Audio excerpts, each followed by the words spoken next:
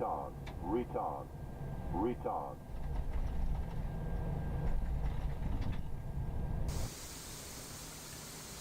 Good evening. Hello everyone.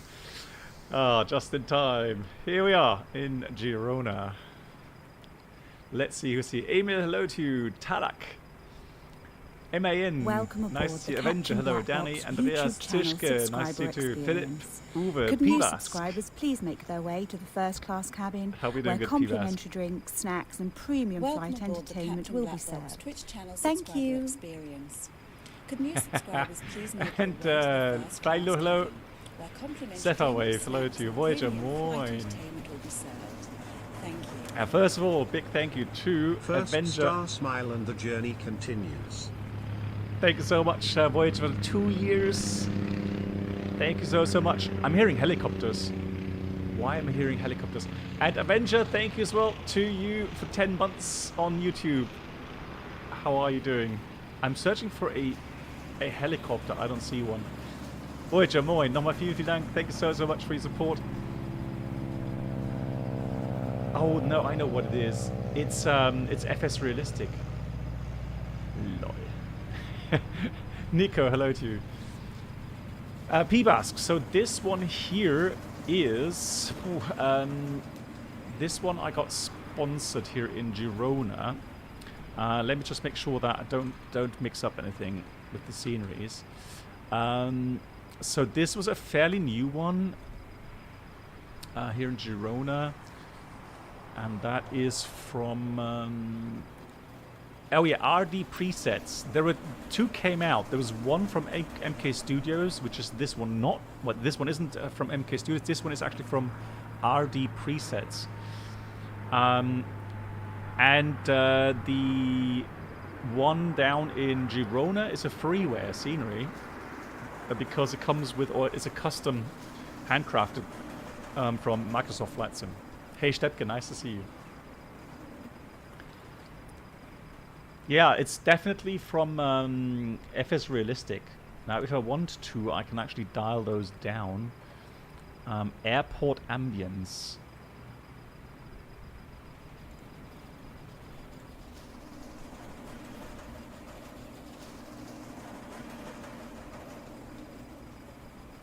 Kind of weird, isn't it? All right, anyways.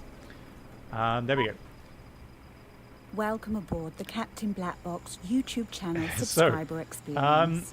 Could new subscribers please make their way to the first class cabin, catering is where finished. complimentary drinks, snacks and premium flight entertainment will be served. Diego, thank you so much as well to you.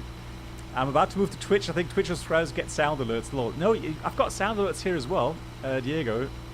But oh, you mean because of the commands, the sound commands? Yeah, that could be correct. That only works on Twitch, I think. Yeah. So Diego, thank you so much for the 6 months here on YouTube. I hope you're doing well. And Lido, hello. Sunday I was the new ITA A320 gem of an aircraft. Smooth flight. Okay, nice, nice. Yeah. I have to admit, I've never flown in an A320 yet, so can't comment on any of that. Right, so let's have a look. Let's go and prepare the aircraft. We are on VATSIM in case anybody wants to join, although I think I've already seen someone joining. Sanders, hello. I think we already have some people joining. Yeah, it could get busy in Gibraltar today. Welcome aboard the Captain Black Box Twitch channel subscriber experience. Could new subscribers please make your way to the first class cabin, where complimentary drinks, I'll just wait until the premium flight entertainment will be served. Thank you. The sound that plays. MAN, nice. Thank you. Have you tried to get my parking spot? Smile, I am joining the flight. Tishke. Yeah, you beat me to it. So you're the Ryanair. That's you then. Yeah. Sorry. Yeah, but I moved. Right, gentleman that I am. I didn't play any VIP cars, so yeah, I moved. Thanks for joining, Tishka, and thank you so much for your support. 17 months here on Twitch.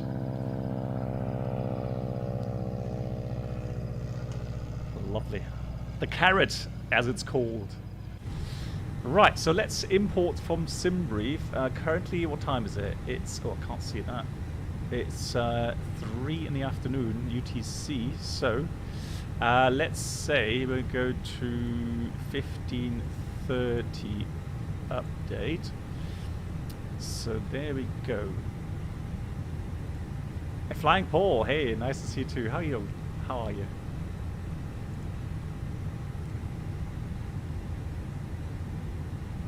Yeah, me too, MAN. So I think we probably have the same one, right? So Mamuk, Bravo 31, Barcelona, Uniform Mike 985 to PMOS. And PMOS is the initial approach fix. The weather in Gibraltar right now is Cabo K 22, QNH 1021. And the wind is 040 at 3 at the moment. So this actually means we're going to do the circling 09, which is, of course, exciting. P-Bask, you're joining as well. Nice. So you're the A320 on 11. That's... Hang on, where's 11? It's all this way, isn't it? That's 14, though. Where's 11? 12? 12? 12? Oh, there's 11. Ah, there's 11. Are you using the one engine out livery? Just wondering what livery you're using because it's showing up as white. 14 is you. All right, so that's MAN then. That's MAN. That's Tishke. That's P-Bask. That's myself. So only one more we haven't identified yet. Nice. Right, lovely. So I am running currently. I'm running the sim here at 60 FPS. It's dropping below 60 from time to time, so it's not really 100% smooth. But I want to leave it at 60 FPS because I do want to try the 737 later on in the US on 60 FPS. We'll see how that goes. Oh, Nico, that's you then. Oh, okay, Nico. Nice. Thanks for joining, Nico. Yeah, so the routing is as follows. Let me go and get exclamation mark route. That way I can give you the routing. Hold on. Right, there we go. That's the routing, Nico. So I hope everyone is well. I hope you're all doing fine. And yeah, I've had a very busy week. I've been flying all around Europe. And, well, autumn time has arrived. I actually had a pretty spicy approach into Vilnius. And Vilnius at the moment only has Cat 1 approaches. And we had a ceiling in pretty much at minimums. So that was interesting. And then we almost had to divert in the evening, but we made it. It was a very, very tight one, but we made it. So I was quite pleased with that. So we've got welcome aboard Captain Black Box Twitch channel. Yeah, Gibraltar is good. The alternate is good as well. Oh, actually, I've been to Malaga. Guys, I've been to Malaga IRL. Hey, Mark, nice to see you. So I have to say, whoever's living in Malaga or knows, Captain, for so many great lessons. Stepke, thank you so much. 711 thumbs up. Thank you so much. Let me give a round of applause for that. Stepke, thank you much for the 17 months on Twitch. Thank you so much for your support. Yeah, thanks for being here, Stepke. Really nice of you. Yeah, Vilnius is single runway ops, and Vilnius can be quite an interesting airport to fly into because it has a sloped runway. Nico, my pleasure. And it can be very bumpy in the approach. If it's a bit windier, it can be quite bumpy. And then, or in an autumn time, you can have foggy weather as well, which we had. So yeah, that was interesting. Oh, in Malaga. So Malaga, I have to say, it was the first time in Malaga, in the city, and I have to say, what a beautiful city. Literally everywhere there was like just stone. It's not marmor or anything, or you know, it's a kind of a special stone. It seems like it felt like a bit of sandstone everywhere in the part of the city. So it looks really beautiful and really clean. I was quite astonished by that. So beautiful city. Have you ever landed in Gibraltar? No, not in real life. No. Well, people ask. We had the initial alternate was Warsaw, but we managed to change it to Riga. So we would have had diverted to Riga, and Ops Control also wanted us to go to Riga. So Gibraltar. Let's have a look what right now is happening in Gibraltar. Mast obstruction. Airdrome backup power US. In the event of a main power failure, there may be a delay of up to 15 seconds for restoration of electrical services to ground lighting, navgates, and radios. Interesting kind of note in there. Primary radar will have standard visual approaches can continue following extant procedure. SRA runway 09 can be provided aircraft. Yeah, so we'll have a look at the procedures as we fly along. I am wondering, guys, I haven't been to Gibraltar for quite some time. However, didn't Gibraltar have a high enough approach to runway 09? Or am I just imagining it? Yeah, Danny. Am I the only one preparing for the A320 by reading the whole interflight? Well, GG, Dr. Fid. GG. Well, let me know what you learn. I may pick up on a couple of things there.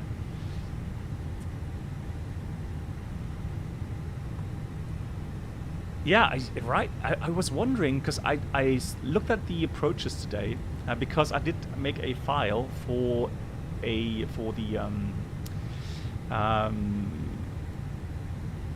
FSI panel, so that you can practice these approaches into 09. And yeah, it's just a civil and military approach now. So we got surveillance radar approach.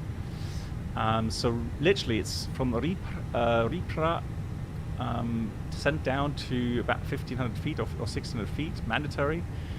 And then you go from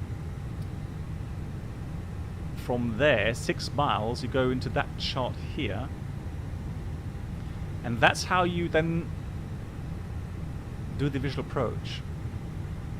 And that's it. Yeah, exactly. So there's no more standard arrivals, and there is no more RMP approaches, or maybe I don't know. I'm pretty sure they had them some time ago. So 09, that's the one we're going to expect to be flying. It should be very nice, very beautiful, and a challenge for sure.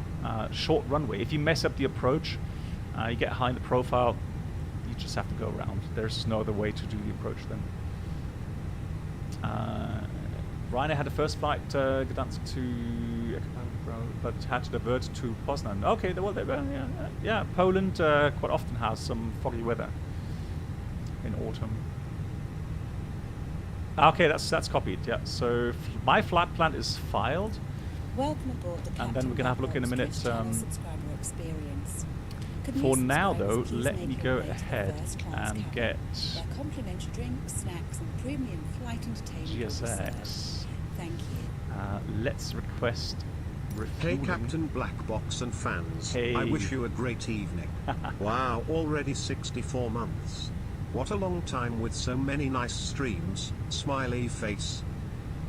Brenold, thank you so much.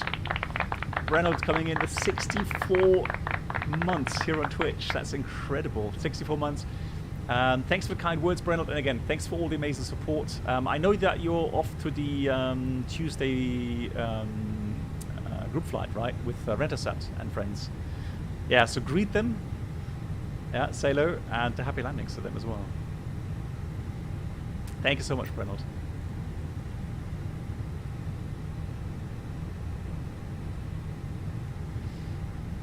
Well, Danny, as far as I understand it, the initial chart here, so that chart, so that's the initial for runway 09, for example, and it tells you in that box there, so from 6 miles inbound, it says for visual approach following radar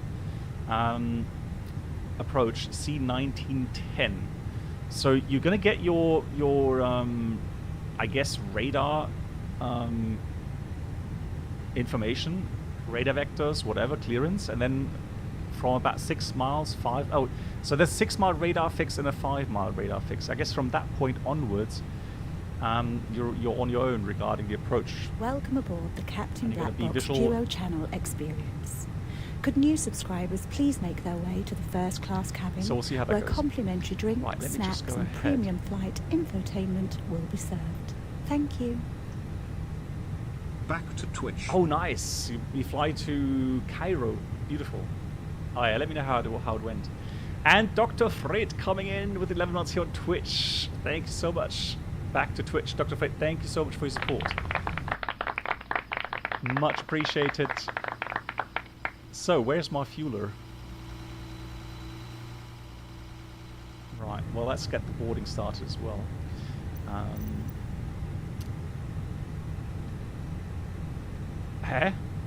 I changed that today. Hang on. Sorry for the... didn't I get Nightbot to change that overlay? Let me just change that, Brennard. Hold on.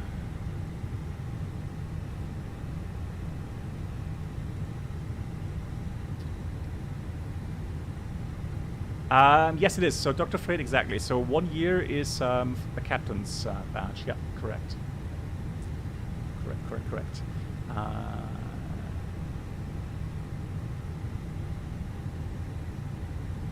Yep. Hold on. Announcements. So, there we go. Copy.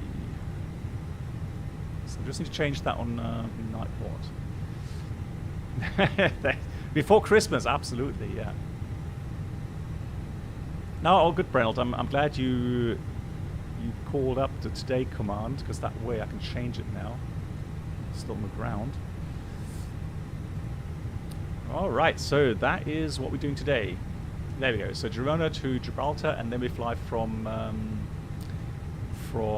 Portland to Monterey. It's a new scenery, Monterey, which apparently is very beautiful from beautiful models of the world.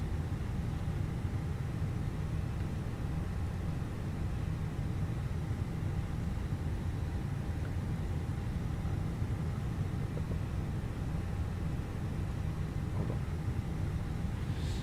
So there we go. Alrighty.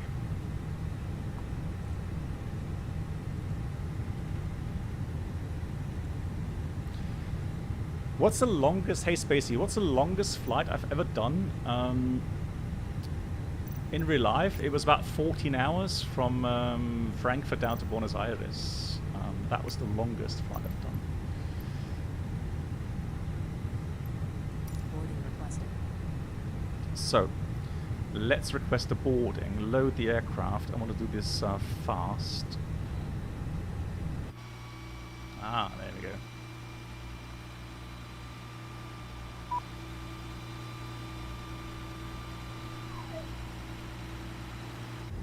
Hey, Yoda. Welcome aboard the Captain Black Box YouTube channel subscriber experience. Could new subscribers please make their way to the first class cabin, where complimentary drinks, snacks and premium flight entertainment will be served. Thank you. Tokyo's shorter. I don't actually know right now, because we're not flying over Russia mainland. Obviously, it could be that Tokyo, yeah, maybe a bit longer at the moment, yeah. I know it's a long flight, especially A340.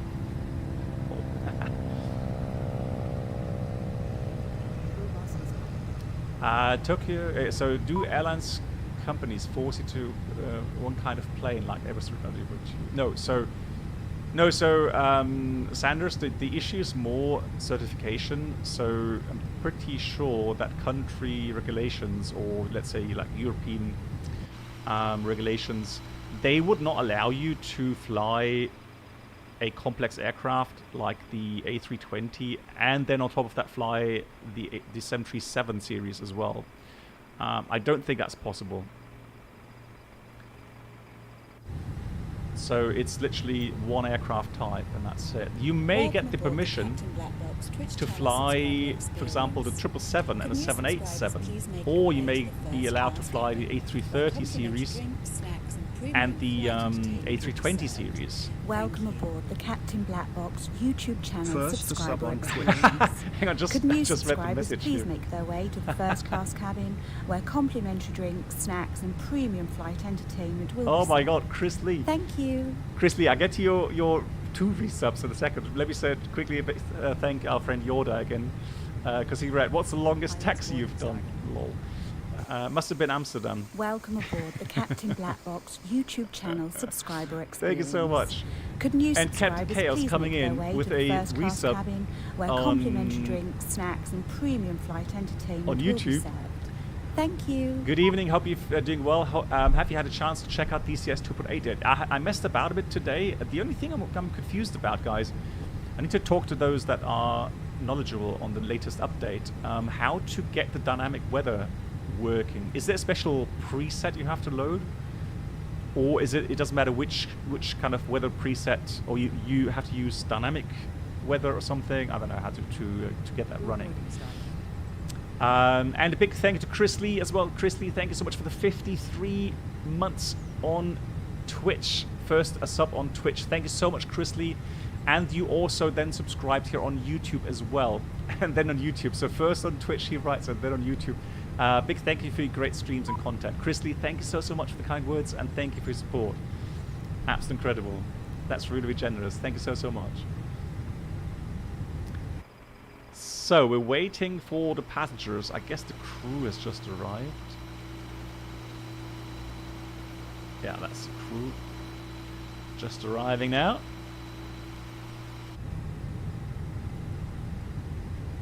What runway? 09 in in Girona. Sorry, in Girona. Right now it's variable 2 knots. So how about we go and depart to the south? I think that would make more sense, right? Since we have both runways available, I'd rather go depart to the south.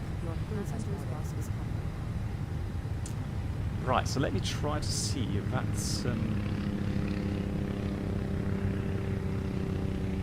VATSIM map.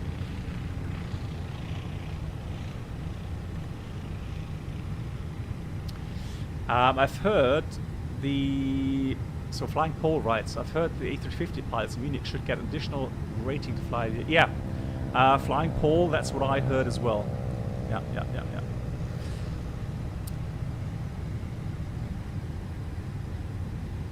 Yeah, so there's no control at the moment here, so we should be good to go with runway to the south. Yeah, that's what we'll do. To the south. Uphold the ban. Alrighty, I need to get going here. So we got the Malaga as our alternate airport, so flight number is easy. 547. And the cost is the next 60. Are you kidding me? We got a bit of headwind, but 60, that's a lot. And then we got 340 and a temperature up there of minus 53. Man, I had another issue with a dog. I'm not sure what it is with dogs when I'm flying, but yeah, another issue I'll talk about during cruise flight. Yeah, caused about 45-minute delays. But that was actually quite a sad story.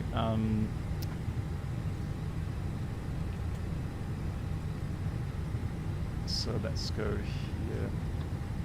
No, not stinky this time. It's actually quite a more drastic issue we had, and it actually caused the fire brigade to come to the aircraft, which I was a bit kind of surprised about, and so I had to tell the passengers on board that they shouldn't be alarmed that the fire brigade is coming to the aircraft. But again, I don't want to spoil everything I'll tell you all about it during cruise flight. No, the dog survived. The dog survived, but nevertheless, it was somewhat gruesome to see what was happening, what was going on with the dog. And it's something sometimes I just do not understand how some people can send their dogs in that manner. But yeah, we'll talk about it. So let's see. Currently, so we're departing 19, Mammoth 3 Hotel. That's fine. Hang on, let me just hold on. Already completed. Let me check that.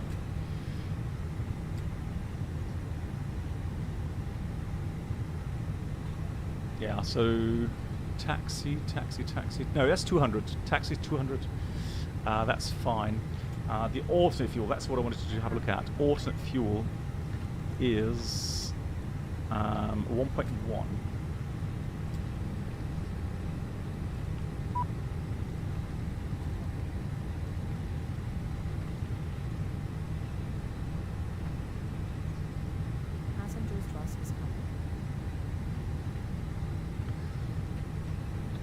Well, yeah, if you rounded up, it would have been 300, but you can put that leave that as 0.2. Right, let me start the APU here. Oh, and one more thing I need to do. Where's my co-pilot?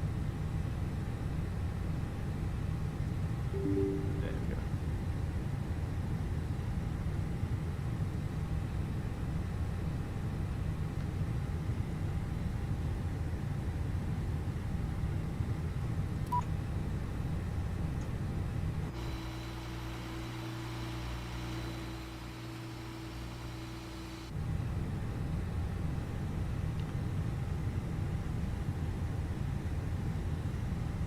Lol. Are you kidding me? Hold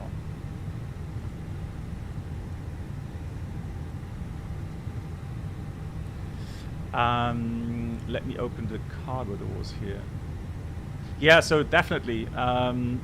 So when I was told about the issue, and then told that the fire brigade had been called to deal with the issue, the first thing I did was make an announcement in the cabin to the passengers to tell them not to be alarmed that the fire brigade is coming to the aircraft, because I didn't know how many vehicles would come, and I didn't know if they would come with with sirens and everything, bells and whistles, as they say. Yeah, they came with 2 vehicles, and then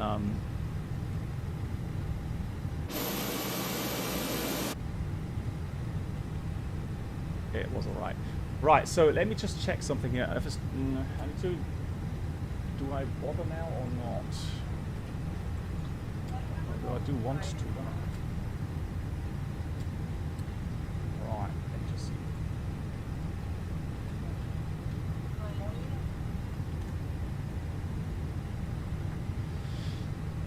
So.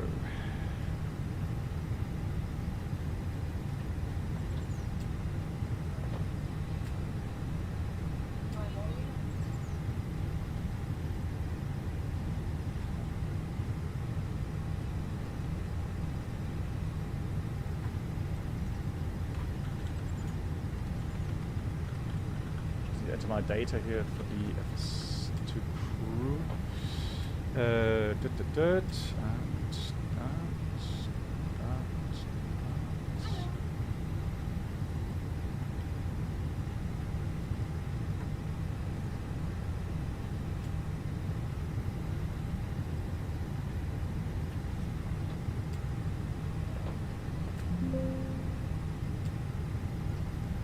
All right, that worked. Fantastic. Just hope that everything's still there regarding my settings and everything. Set. What?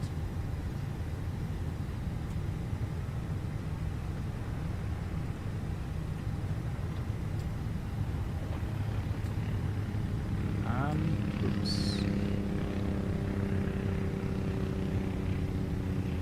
Yeah, that's still the same then.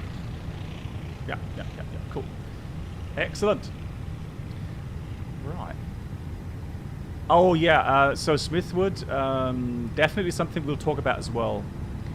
And you know how often we discuss things here regarding weather, especially when it's thunderstorms. And we normally say avoid, avoid, avoid, right? So don't go into thunderstorms.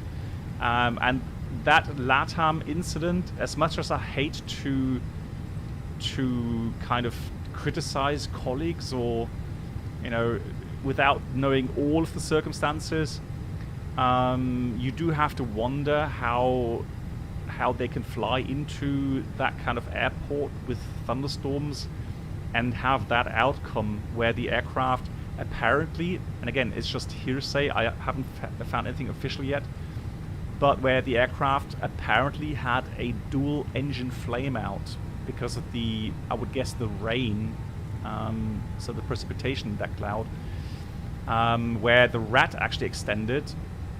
And there's a video from inside of the aircraft where you can see the lights go out for a short while, for a couple of seconds, and then you can see what looks like the rat being activated, and then partial cabin lights coming back from the emergency power.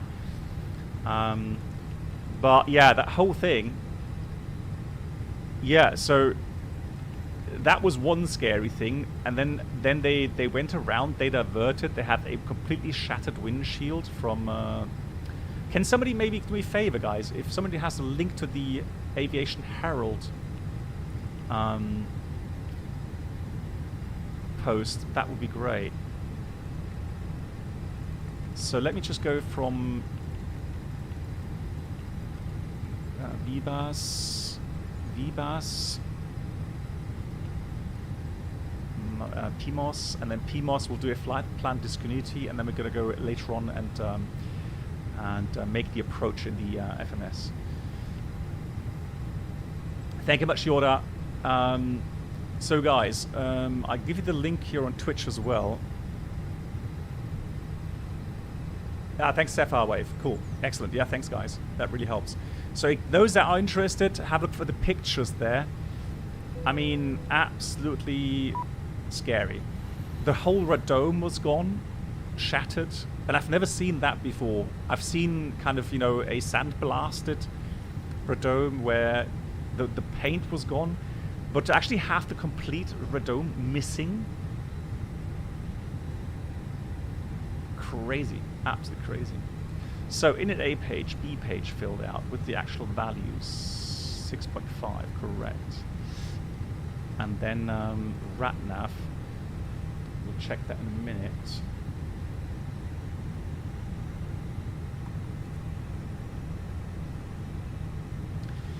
Yeah, so Morito, I've commented a bit on that already, and we'll discuss that in cruise flight. Let me just get going.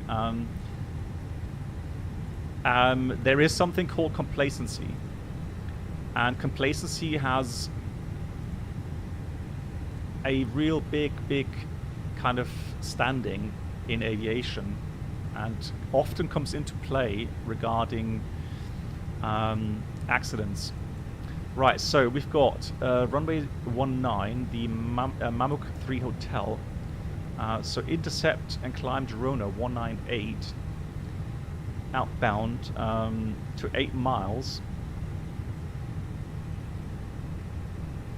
To 16 miles, 16 miles, and then turn right, intercept the Kalelia 294 radial to Mammoth 130 or above. So transition is in 6,000 feet. So we're going to dial in 130 initially. There's no control here, and currently it should be 1023. With an elevation of 400 feet, is that correct?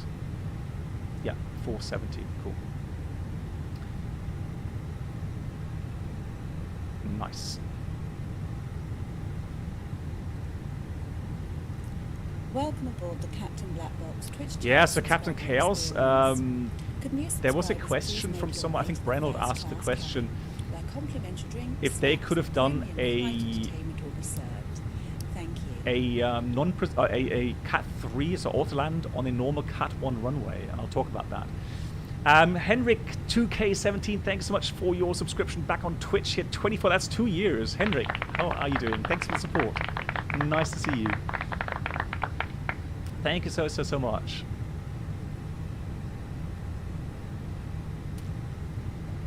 Right, so 130, that's fine. And we'll do one more thing. We're going to have the VOR set. So one of them is Girona and Charlie Lima Echo.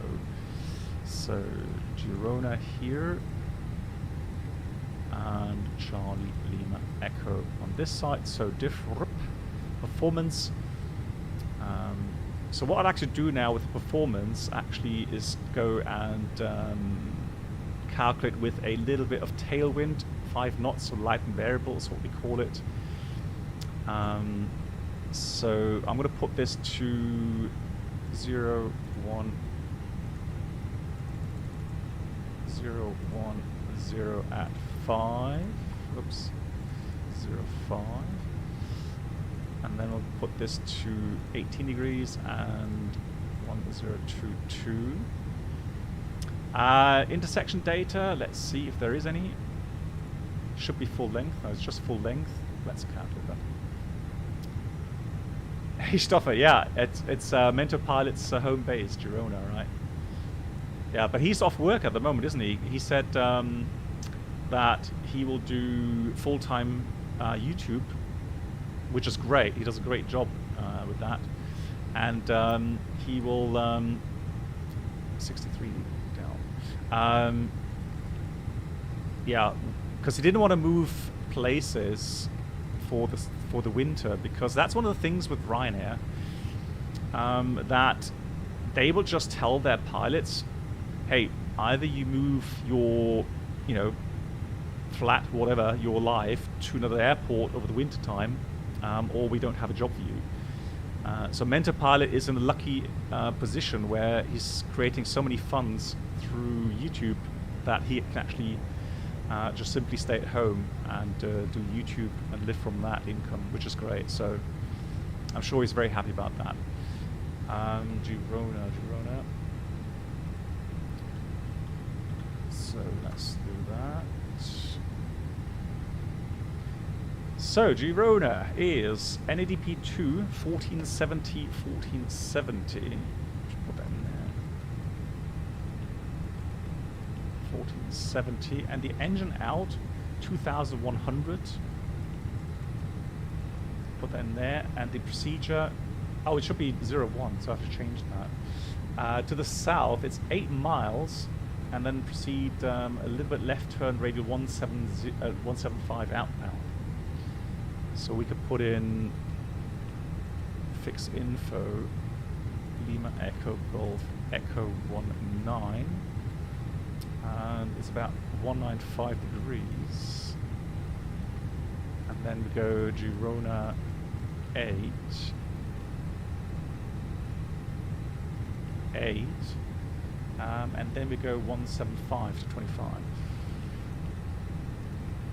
So let's have a look how that looks on the screen. So, so that means we go outbound until we hit that circle. Then we go 175,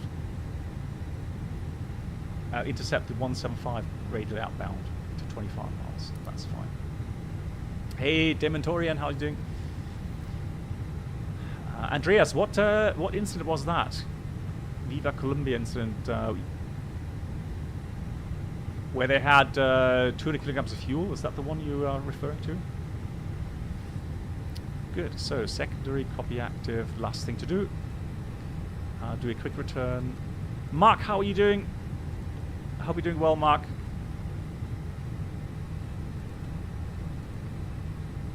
You are Andreas. That's the one you mean. Okay. We'll do Zulu 19, no star, and no buyer. Cool. That's the return plan as well. Are you ready for the departure brief? Go ahead. Right, so quick question, Gabriel. Quick question to FENIX. If you take off with thrust levers slightly off MCD flex theta, there's a warning. Yeah. No, so you mean retard?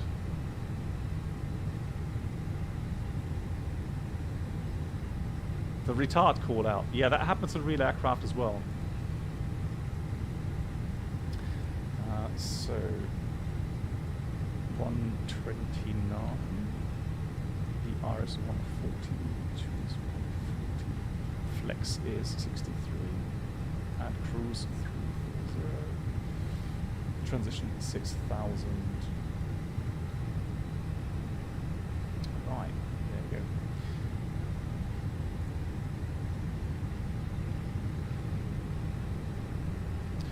So we're an A320. We have planned for runway 19 for departure. Initial climb 130. The sector is to the south, and the so initially 4,600, and then as we turn towards the west, it's 7,700 feet. And extra fuel, I think I have about 800 kilograms extra fuel on board. Let's check that. Yeah, 800 kilograms, which is about 22 minutes. Taxi out hotspots.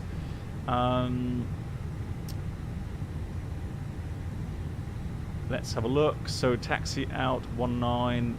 There's just one hotspot here as aircraft are coming off the runway. But that's nothing too critical. Good. Engine out. We talked about it to the south. 8 miles to Gibraltar, Girona, and then we turn left into 175 outbound. Acceleration is in 2,100 feet, and then we climb 3,000 radar vector to approach 19 into Girona. Currently, we are at a weight of 63.7, so for landing we're below max landing weight, so that's no problem at all. Threats, no, it's beautiful weather. I don't see any threats at the moment. Any questions? No questions. Cockpit preparation checklist. Hairpins and covers removed. Fuel quantity.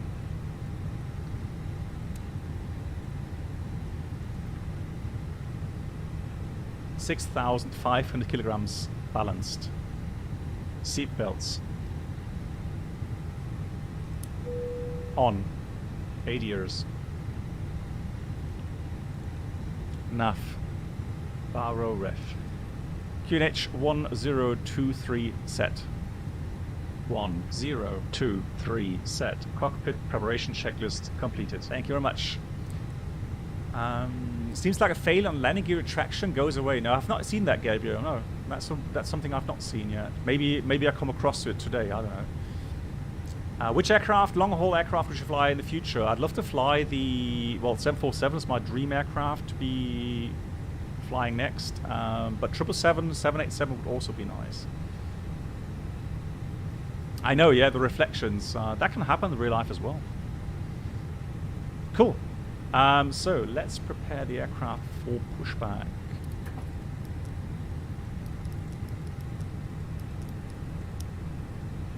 That. Fantastic. If B, let's get everything off. Hey, Jovin, doing well. How are you doing?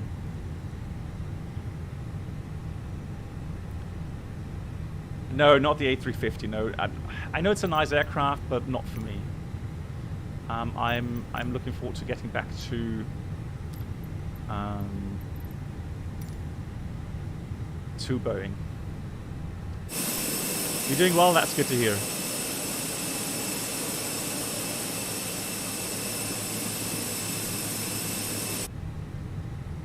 Before start checklist. Parking brake. Set. Takeoff speeds and thrust.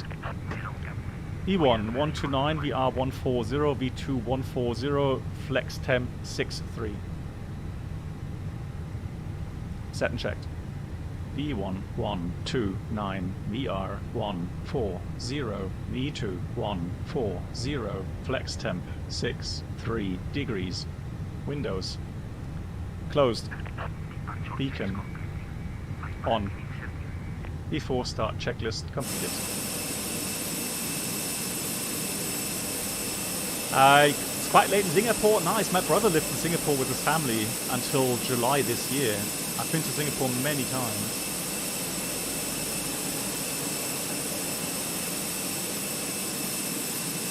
Chain reactor, yes, something like that.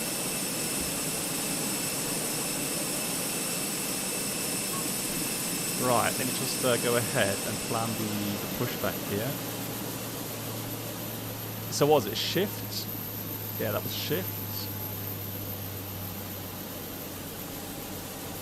And then we go this way.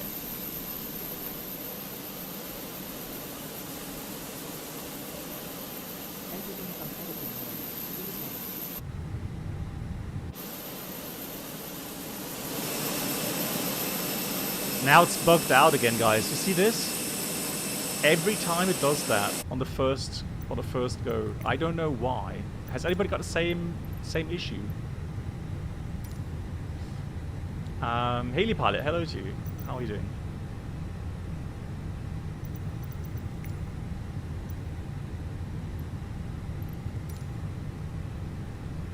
So we'll do Menzies.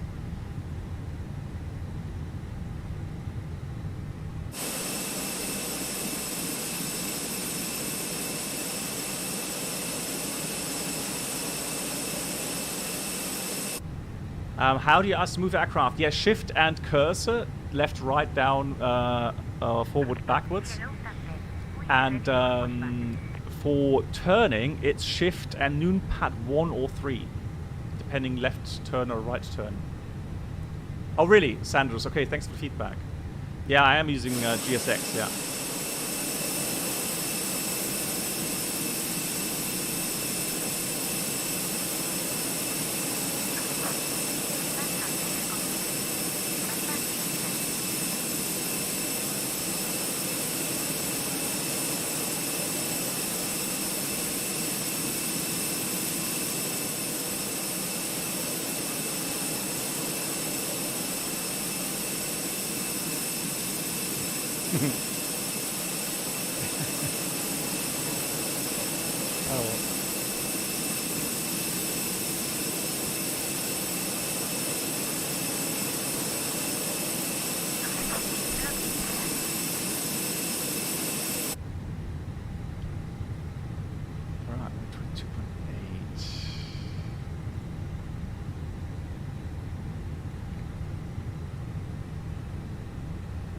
Girona traffic, easy. 547 is pushing back in Girona.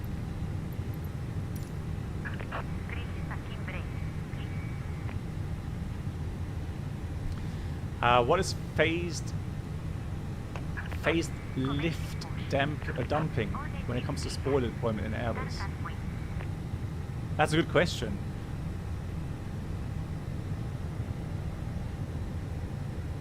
So I guess it has to do with partial spoiler deployment and then full spoiler deployment depending on the touchdown, main wheels, etc., etc. That's the only thing I can kind of relate to when they call it phased kind of. Is that for 320s or is that for all, or more like A350 or something? Because that's nothing I have come across particularly in the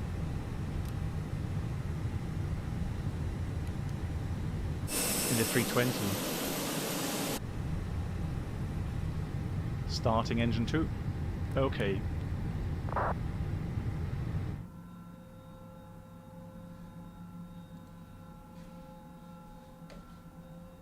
Okay, I can check my FCOM, see if there's anything in there. But again, that's something I've not come across.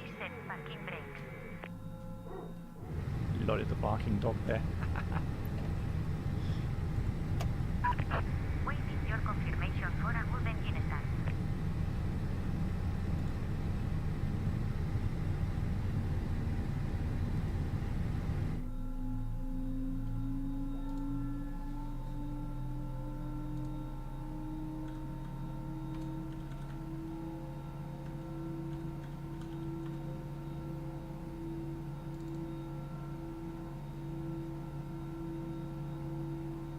Ah, I got it.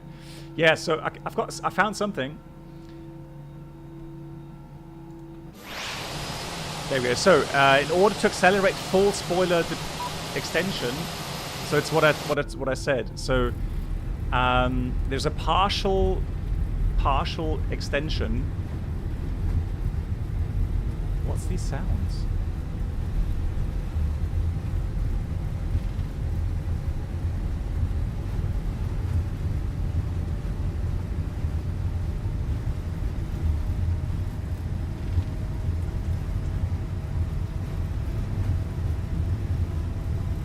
Is that the sound because of the... Okay. Starting engine 1. Starting engine 1. Okay. Is that because we're still pushing back? On picture ground. We have a good engine start. You can disconnect.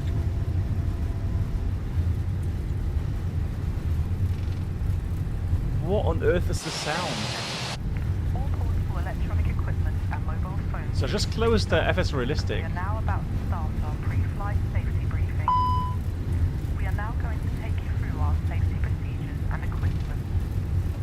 As this What is going information on? For your benefit, we ask you to watch and listen. Hello? The safety card in your seat area shows details of escape routes, oxygen masks, and life jackets. It also What? shows the bracing position, which you must adopt in an emergency landing. On the main deck, there are 2 exits at the rear of the first class cabin and 2 at the front and rear of each other cabin. On the upper deck, there is an emergency exit. What is on the this? side, in the middle of the cabin.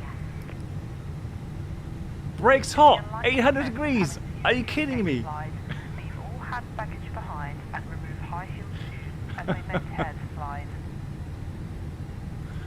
Oh my god. Please now Hang ensure on. that your table is folded Failures. away, your seat back is upright with the armrest down and your seat belt fastened. The seat belt is fastened and adjusted like this, and Oh my unfastened god. like this. Hey Freda, moin. When the fasten seat belt signs are on, you must go back to your seat and That must have been fasten your FS seat belt Realistic or securely. something.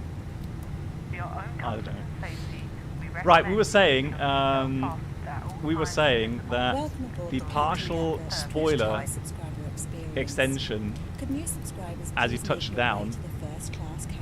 If the cabin air is supply called fails, phased oxygen lift will be dumping, provided. PLD. Masks like this Thank you. will appear And the automatically. spoilers will have a Raise your reduced seat and pull the deflection mask towards you. until, This will well, open your initially when you oxygen have supply. one main landing gear on the Place ground, so the let's say you're mask doing over your crosswind mouth and landing, nose like one this, landing gear is on the and ground, breathe normally. spoilers are Adjusting your armed, band securely. and both thrust levers are at or below idle position.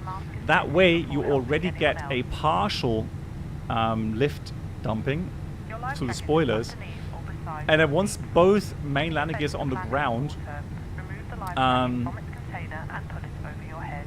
with the ground spoiler armed and both thrust levers at the below the climb position, then you have the full spoiler deflection, and it's supposed to reduce the, just like Tail West says hello to you, to reduce the bounced landing effect. Flight control check. Ready. Full up. We will supply life cots for babies Full and down. life jackets for Neutral. infants. Full left. Finally, Full ladies right. and gentlemen, please Neutral. follow the safety card Rudder. and take notice of Full the left. fasten seatbelt Full sign. right. May we remind Neutral. You that Is it really electrical GSX? items such as games, computing, and word processing That's a bug. They mentioned in may the release note just clear the aircraft failure in the systems MCU. It's and must be GSX. switched Oh off my during god. takeoff and landing. Well, that's a hey, hola, Domico. Switch off Caramba, while the brakes, aircraft yeah. engines are running. Telling you. As this is a no smoking service, After no start smoking checklist. signs will remain on Anti-ice for the duration of the off. flight. Ecam Smoking is not status. permitted at any time while Checked. on board. If you have any Pitch trim. questions, please ask one of the crew. Thank you. 29.4%. Set and checked. Rudder trim. Neutral. After start checklist completed. Clear left side. Clear right side. Girona traffic, easy. 547 taxiing runway 19 in Girona.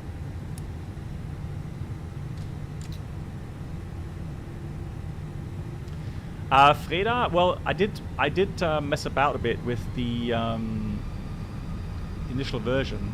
Brake check. Hold on. Brake check. Pressure 0.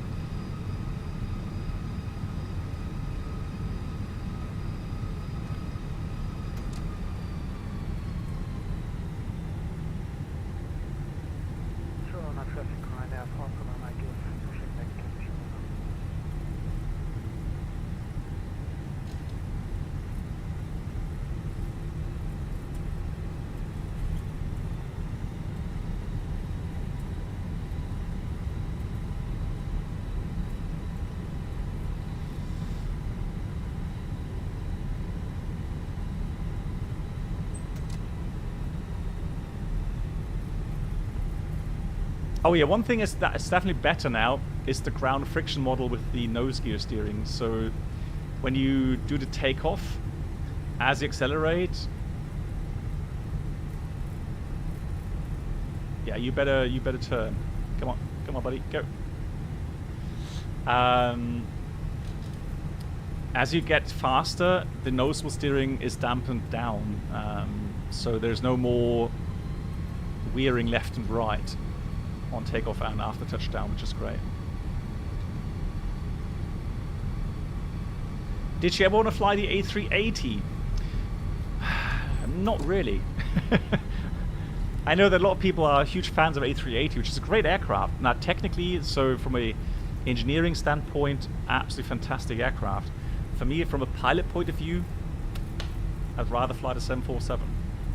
But that's just personal preference.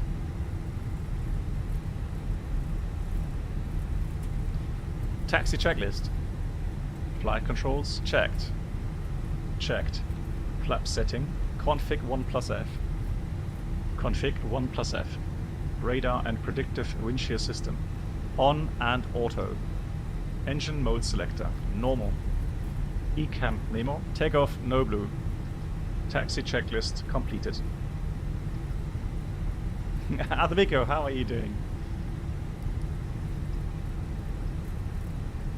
No, not wing at the eyes on. Leave that. Just don't touch that. Yes, so that's what's called FS2 Crew.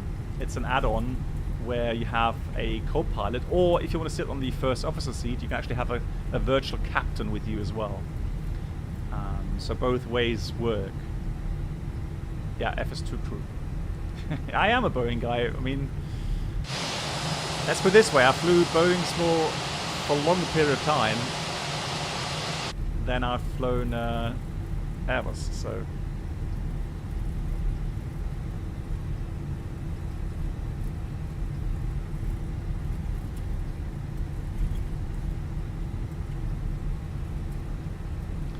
Yeah, so the reason why you have different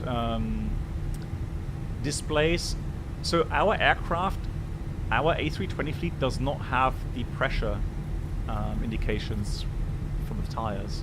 It doesn't have that. So that's a airline option, and not every airline pays for that. Yeah, it feels like spring, doesn't it? Yeah, I know. It is so strange.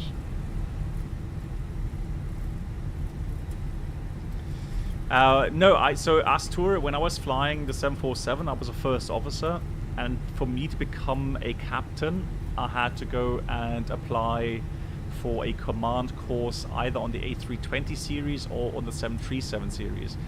Now, I applied for the 737 series because that was my preferred aircraft. And I was a captain on the 737 for about 5 years, so the classics. And then my company decided to get rid of the 737 classics, and then so that's why I then went onto the A320 as a captain. And now I'm just waiting for a command change again onto a long-range aircraft. Hey, Hatchet, thank you so much for the 50 bits. Thank you so much.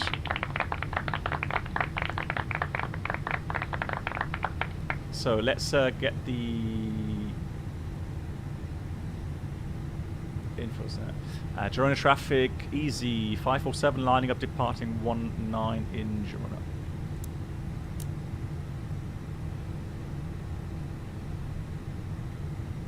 Line up, checklist. Takeoff, runway, confirmed. Runway 19, confirmed.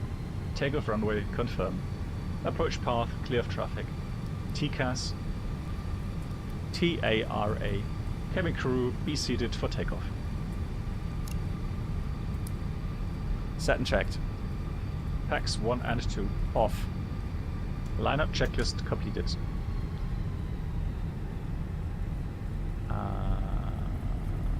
Yeah, I do like the exec, but they stopped to update it really at some point, didn't they? So that's why I then haven't flown it for a while. I need to check it out again, I guess. Ready? Ready.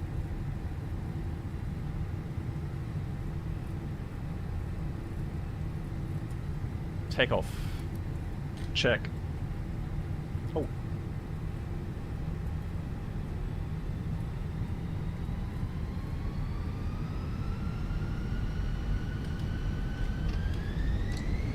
Manflex 63 SAS runway auto thrust blue. Checked. Thrust set.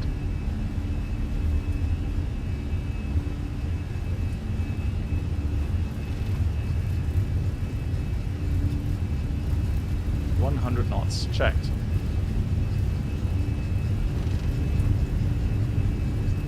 E1. Rotate.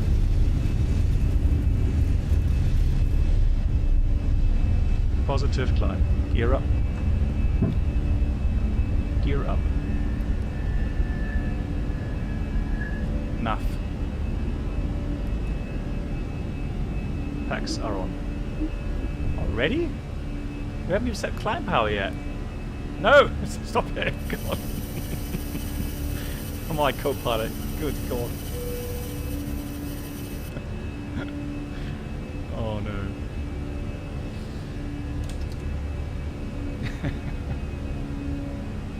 You've got to be kidding me. Yeah, like, seriously. Blimey. Right, thrust, climb, climb. Not thrust.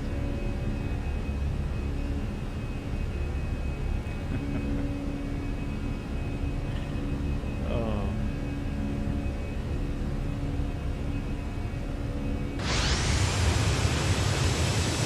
Well, that looks beautiful, doesn't it?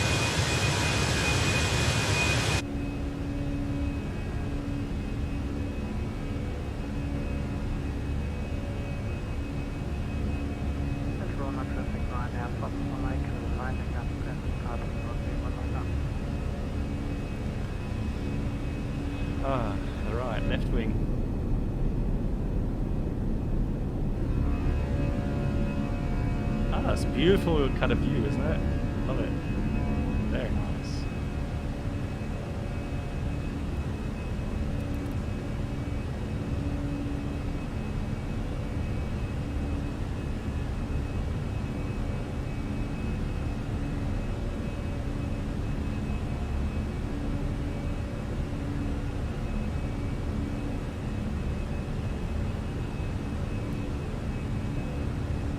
Flap 0.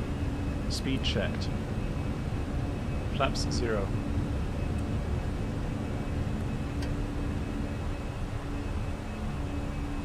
Autopilot 1. Right, I'll get to your question in a second. So, hey Ted, how are you doing, Ted? Nice to see you. How are you doing?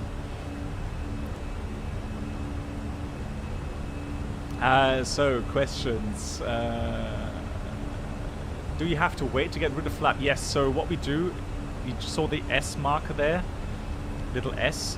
So we wait until we accelerate past that S marker, and then we can retract the flaps. Yeah, exactly that. How was your first day experience, like nervous-wise, flying a jet-powered plane? So in real life, I do remember that really, really well. That was to Ibiza. On the 737. Hold on. Standard cross-checked. Passing flight level 068.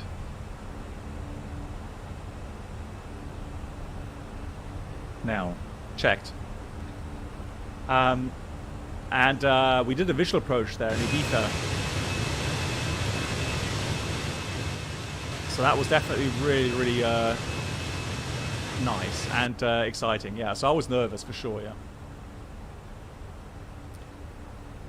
Yeah. So Ted, how is your flying going with the Challenger? Because I do want to do a shared flight soon. Hey, Super Grumpy, moin.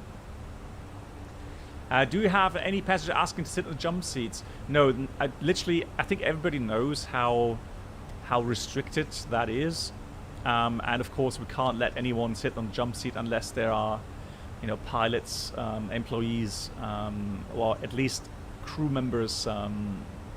So there's a whole list of people who would be allowed theoretically. In the end, it's up to the captain, but he has to, you know, respect all of the regulations. So theoretically, I can't even let my wife or my daughters sit in the flight deck with me.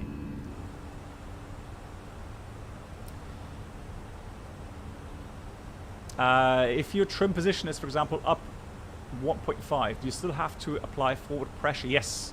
So Spacey, the forward pressure on the side stick is there to have more aerodynamic downward force on the initial part of the run, takeoff run, so that you have more grip on the wheels at the nose wheel, and that way better steering capability as you accelerate. And then once about 70 to 80 knots, the rudder becomes effective, and from there onwards, the nose wheel steering becomes deactivated, and just the rudder, the aerodynamic yaw is then available. Seatbelts off. Landing lights off.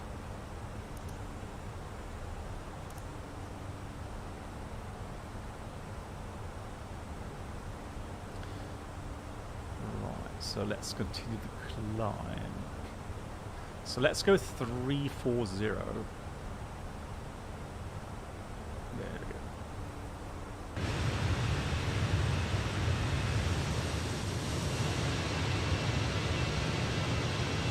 Beautiful.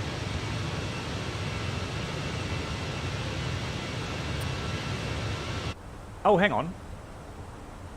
Are there reasons barometers aren't synced between the cast and the captain and FO? Is there a situation where you want to have different values between pilots? No, not really. But it's synced, isn't it? So in this aircraft, I have synced it up. And in the FENIX, you can do that setting under sim settings, and then it should be controls.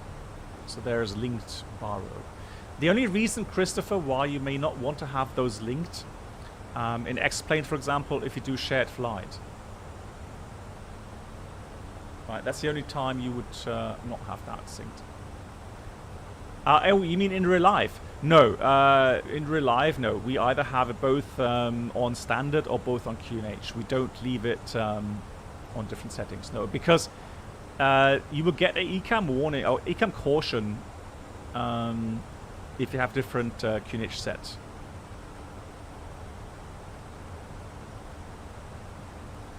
It's still in the hangar. Lots going on at the moment. There was a new girl in life.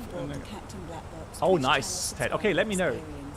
Hey, Sim Caesar.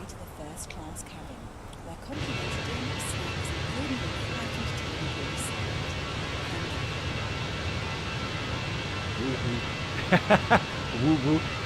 Sim Caesar, thank you so much for your 46 months. I hope you're doing well. Sim Caesar, question to you then. Have you gotten the Challenger now, or are you still not flying it? Again, I'm looking for people to fly shared flight with. I mean, the flight with Toto was fantastic. Nice demonstration how it goes when you have at least one person that knows a lot about the aircraft. So, big shout out to Sim Caesar, guys. Thank you, Yoda, for the shout out. If you do not know Sim Caesar, please make sure check out his channel here on Twitch. Oh, come on, Caesar. No, you're not. No, you love it. You love these kind of aircraft. Come on. There's a new Genoa city. Oh, okay, I'll have to look at the scenery then. Yeah, Lilo, thanks. Well, Mark is practicing at the moment. So, Mark, definitely. Yoda. Yoda, do you have the Challenger? Don't even know that. Right, so Dementorian, you asked, try to land with an RNF-15 Zulu in Paro. They aren't approaches without the vertical path because the plane doesn't start sinking. Yeah. Well, the problem is still Dementorian. The problem with that approach into Paro is that it's a extremely non-standard approach, and I'll show you why. Paro, what was the identifier again of Paro? Victor, was it Victor Kilo Papa Romeo? No. Victor Quebec Papa Romeo? Yeah, there we go. Quebec. So, What you will notice, if you look at the charts for the RF approaches, you'll find the following. So the Zulu approach, for example, you will see that the minimum is 10,320 and the elevation is 7,300. So you can imagine if you fly this approach to the missed approach point, you would be way too high. So you need I think it's about 5.5 degrees down to make a straightened approach possible. And hence that's why this approach really, I don't even know how the real pilots would fly this. I can only imagine that you would initially fly down according to this profile. Once you're visual with the terrain, you would literally go below the path that's published here and go visual and try to land. That's the only way I can imagine people flying this approach in real life, because the valley there is just way too tight to do any kind of circling in there. So circling is not authorized. Yeah. So that's why it doesn't make sense to even use a managed descent. It's a weird approach, I have to say. So, hey Bob, you have the Challenger. Well, you up for a shared flight then?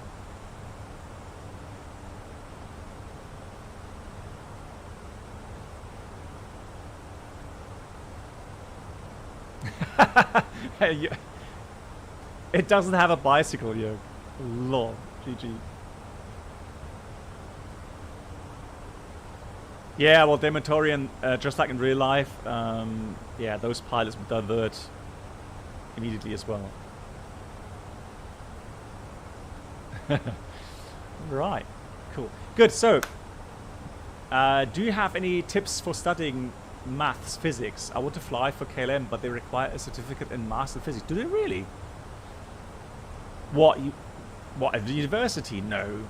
You mean like A levels, so Abitur, high level or high school level. Surely they don't require you to be studying maths or physics in in university. I was just wondering. Yeah.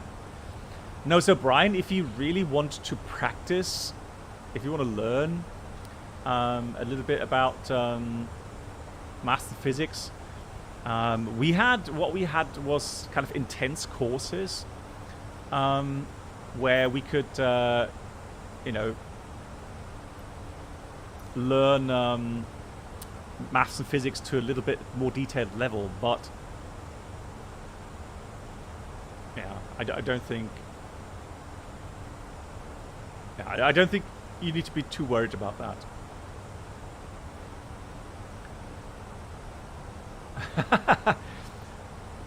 Bob, I'm not sure if Mark is in at the moment watching. Maybe Mark minutely can comment on what it's like to share fly with me.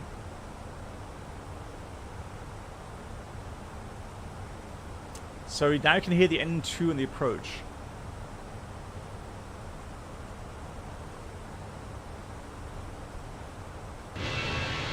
Oh, lovely. Is that Barcelona? It is. Barcelona. Tips for your EASA exams. I have 6 exams left, including Meteor Ops, Performance, and Flight Planning. Oh, well, the law, I honestly, I feel for you. It is a really tough time to go through these tests. You just have to sit down and study. There's no other tips. There's no workarounds. There's no cheats, if you like. It is simply just learn, such study. And I know it's a horrible time, especially with subjects that you're not interested in. My horror subjects were air law, for example, and I mean meteorology were interesting in parts, but not all of it. And then in navigation, the Captain Black Box. Hey Krishu, how are you doing? Could new subscribers please make their way to the first there we go. cabin, So where complimentary drinks, snacks, Bob. So Bob, Mark says entertainment highlight of his will be life. served. Thank you. And there's no kappa, so he means that. The Krishu, thank you so much for the 8 months, Krishu. Hope you're doing well. Thank you for your support. Bonjour, monsieur. Right, there was another question.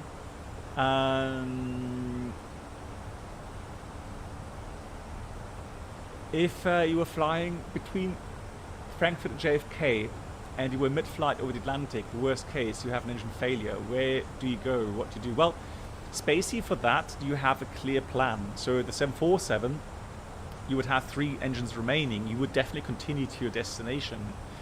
If it's a 777, you have what's called ETOPS. So there are clear rules regarding how long you're allowed to fly a single engine. And because of that flight time, certification flight time that you have with ETOPS, there has to be a certain amount of reliable or a diversion airports, a valid plan B if you like, so some diversion airports for this case, and then you would divert to one of those airports. There was quite a prominent diversion with the Swiss that landed, was it Iqaluit? I think it was Iqaluit, right? They landed with an engine failure there. Quite interesting occurrence there. If you compare the handling of plane between Microsoft and X-Plane, how do you feel? X-Plane feels more realistic at the moment still.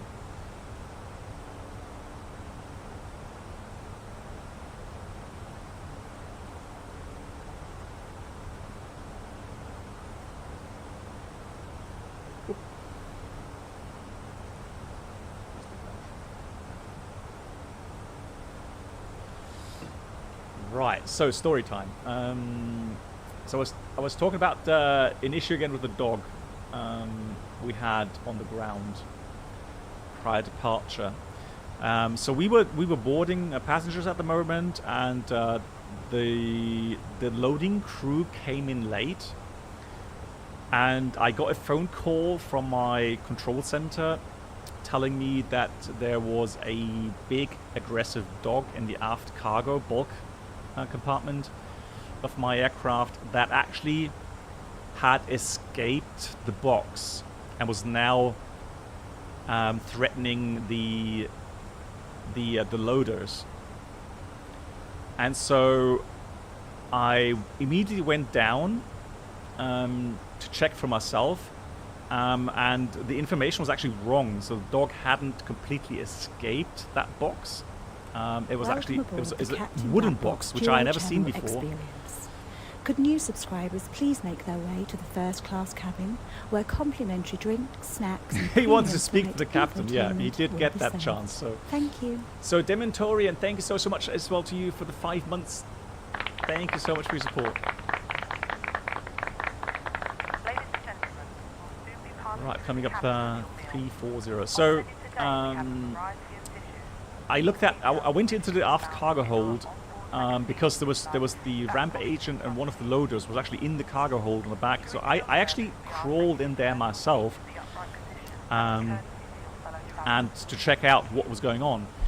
And so there was a big dog and quite aggressive, and so he was barking. He was kind of flashing his teeth, and he actually had bitten through the metal door. So it had a metal mesh at the front, and it actually partially bit through that.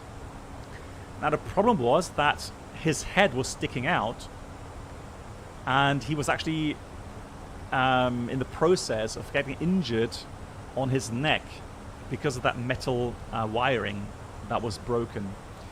And so we had a time issue. So so I told the ramp agent and the loader to actually leave the compartment because the dog wasn't going anywhere. The dog was still concealed in that box. It's just his head was sticking out, and was obviously aggravated by us. So I went back inside the aircraft, and just as I was trying to call my operations center to see what we can do, I actually got a phone call from them telling me that they looked to their procedure book and said, well, in this case, we have to call the fire department, so the fire brigade. And I was like, you're joking, right? So you're sending the fire brigade to take care of a dog in the cargo hold? And said, yeah, that's apparently the procedure. And so I thought, oh God, you know, my picture was like, okay, so now we have several fire engines with, you know, with bells and whistles coming to the aircraft, and the passengers could look out the window and wonder what on earth is going on. So I quickly grabbed the PA handle, and I talked to the passengers and explained to them that we had an issue with a dog that's loaded in the cargo compartment. I told them that he partially broke out, and because the dog is very aggressive, we have to wait for the fire brigade now to arrive, because they have special equipment and safety equipment to take care of that dog. However, that, you know, that they shouldn't be alarmed when the fire brigade arrives, A, and B, that it's going to take some time to take care of that dog. And I could see some people kind of, you know, shaking their head in disbelief, like, you know, what on earth is going on? But most people, you know, they were kind of, I think, more concerned about the dog than anything else. So since I've had dogs with me all my life, so, you know, I'm definitely someone who likes dogs, and so I was actually concerned as well for the safety of that dog, to make sure that doesn't get more injured than it already was regarding that wiring. Yeah, so the fire brigade came to the aircraft, and then they said, well, they can't take out the box as it is. They have to get a replacement box and then transfer the dog from the broken box into that new bigger plastic box. It was, you know, the standard plastic boxes that you see when people have their dogs with them. No, so the thing was, yeah, exactly. So chain reactor, initially my thought was that the dog was actually loaded into the aircraft for my flight, but that was the wrong assumption. The dog actually came in from the previous flight, and because the loading crew arrived late, they hadn't been able to offload that box yet. So that's why. So there was an incoming on the incoming flight, the dog was on board, so they had to take him out anyways. But yeah, that was interesting, and yeah, it just took about 45 minutes all in all. So a weird way to have a delay, but the dog as well. So I've been told he's been moved to the vet, and no big injuries. The dog is fine. So. Yeah, that's true, Avenger. Yeah, I know. So fire brigade takes care of you know, animals stuck in trees. Yeah, that's true.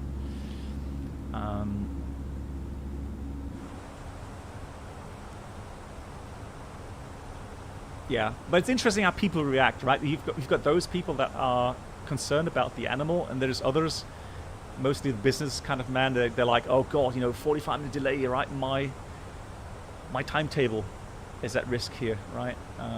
Yeah, so it's kind of strange sometimes. Right, so who else? Astur, you have flashbacks with your ATBL exam. You never sweated so cold. Yeah, I remember that as well. Yeah, I know. It was... And I can't tell you how relieved I was when I actually passed all of the topics on the first go. Hey Lee, moin. Wie geht's dir?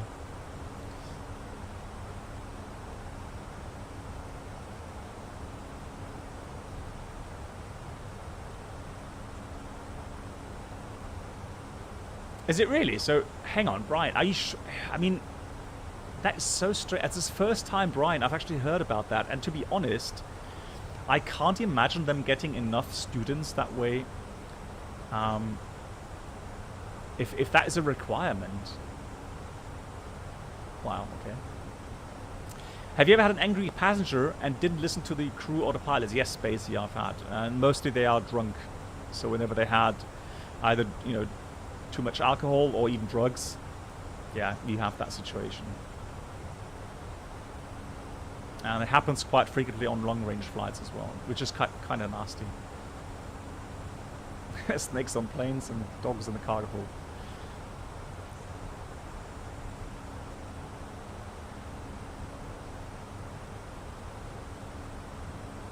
And Austria, they don't drive to... Is it really? They don't do that anymore, Florian? Okay, well, there we go.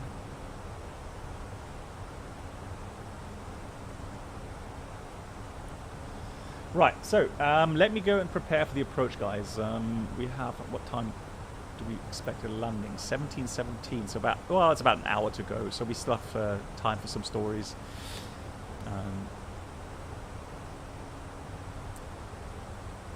Lee, I'm doing well. I was just so tired yesterday. So when I came back on Sunday late afternoon or Sunday evening, I actually got back. Yesterday I was so tired. I literally just had no energy to sit at the desk and do anything yesterday. So I was out doing some sports. We had a nice meal yesterday with the family. But that's all I did yesterday.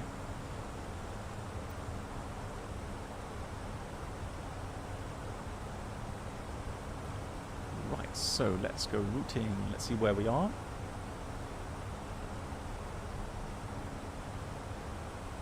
Okay, there we are. So we already passed Barcelona. That should be Valencia. Is that Valencia? Hang on, what is that? No, that's Valencia. That's Valencia. Here we are. There's no identifier there. That's strange. No, I went for a jog yesterday, Bob. So I didn't play any sports. I went for a nice jog yesterday. My bike was well, until today, my bike was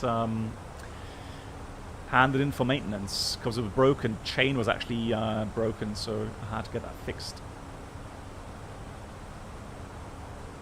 Lima Echo Charlie Hotel. I have no idea what that is, but that's Valencia.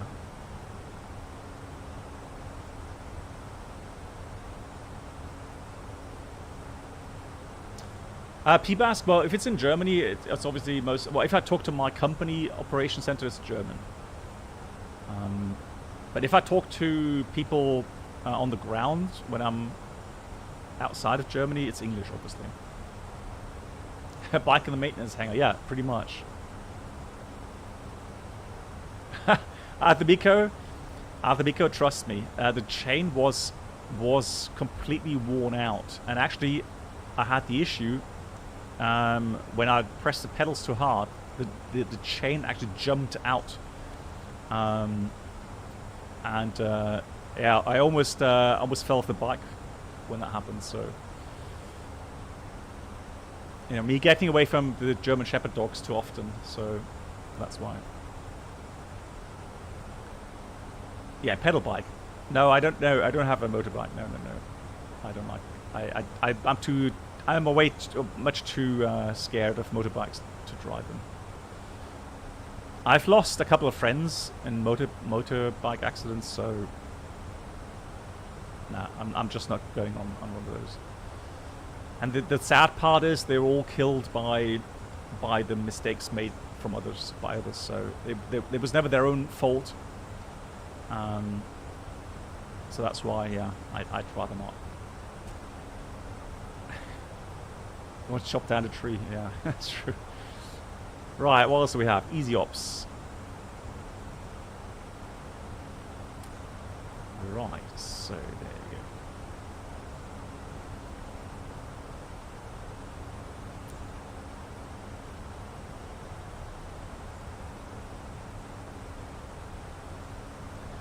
go. Okay, so there we go. Chain reactor has explained it. So it's like a higher degree, like what we call Abitur, so A levels, kind of high school, yeah, that sort of thing. But normally you would have that anyways, don't you? Now these windows are dirty.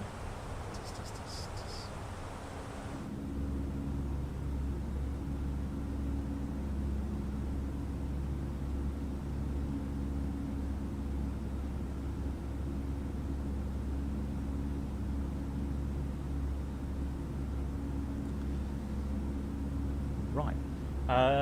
What else do we want to do?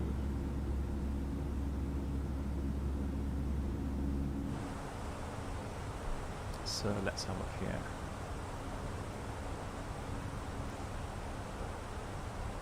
let's check the weather for the destination and the alternate airports. So we've got at the moment Gibraltar. Oh, we got Gibraltar approach online. Seriously? Wow. Okay, that's interesting. We've got Gibraltar approach. So it's crosswind. It could be 09 or 27. But I would like to have the 09 approach. That's more interesting. Cab OK, 21 degrees, 1022. Blue, so you can see it's a military airport as well. That's a military code for weather. Poker face, because it will be dark. You will not see anything, and there's a lot of people that prefer, especially when it's on a nice scenic flight like this today, to actually see a bit of the scenery. That's why.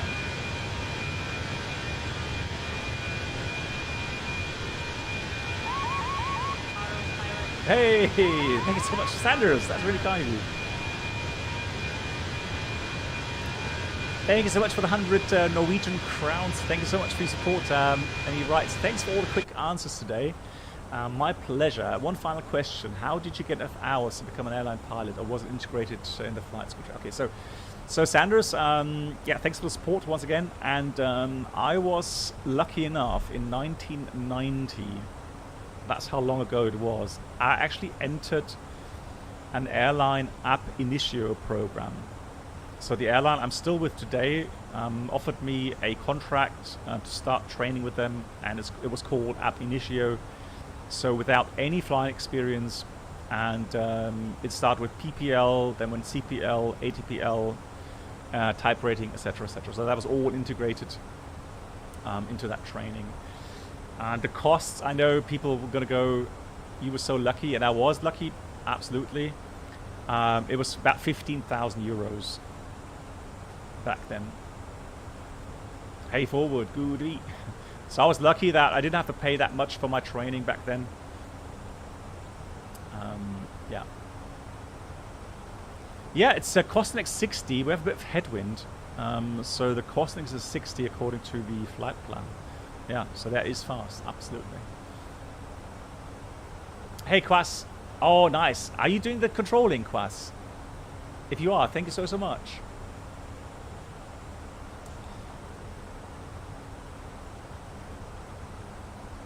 Oh yeah, so PBASC, right? I mean, you have to be careful with that, yeah. What will happen if you have an overbooking and all passengers are checked in? Who stays on the ground? So Michael, very good question. First of all, what the airline will try to do is get a voluntary denied boarding. So you will hear the announcement saying that the flight is overbooked, and if there's anybody that would like to accept a later flight or flight tomorrow, and on top get, what, 300 euros or whatever, so a certain amount of money to be rebooked onto the next flight. If there isn't enough volunteers to do that, then there will be an offloading with regards to the check-in number. So those that checked in last will then be the ones to be offloaded first. That will be a normal procedure.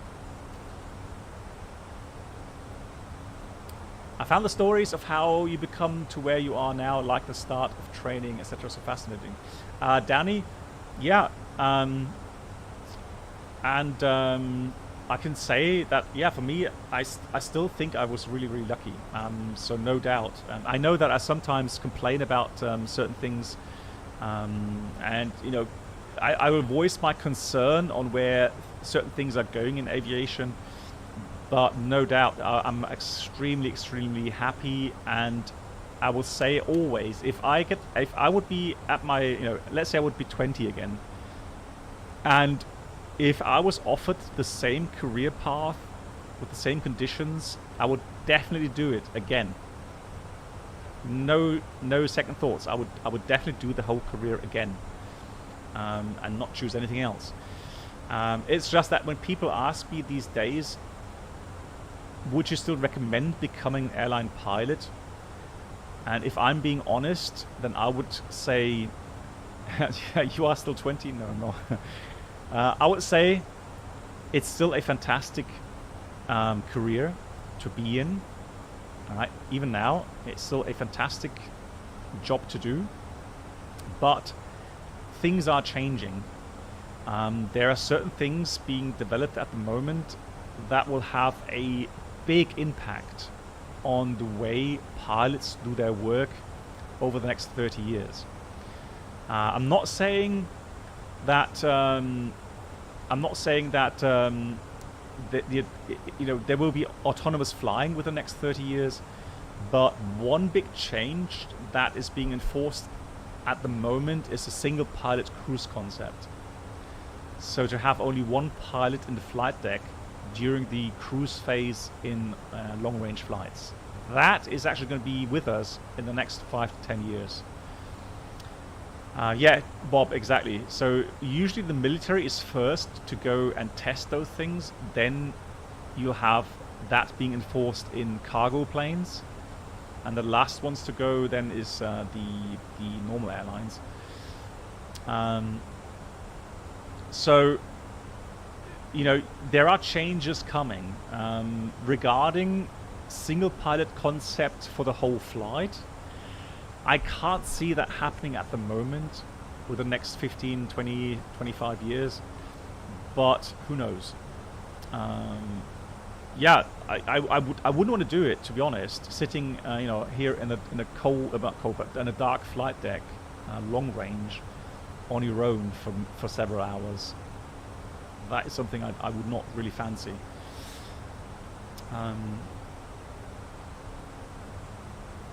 Yeah, so Sanders, my opinion is the following. We're seeing a huge shortage of pilots in the US. Now, the US airlines have always been very clever in dealing with that. So what I think is happening over the next couple of years is that they are going to be opening up bases around the world. So I wouldn't be surprised if at some point you will see American Airlines, Delta Airlines actually open up a base for their pilots in London, Frankfurt, Paris, Madrid maybe.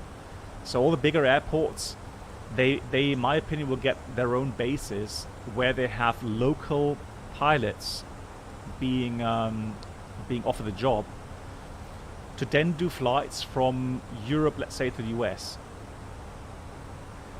I think that's going to happen.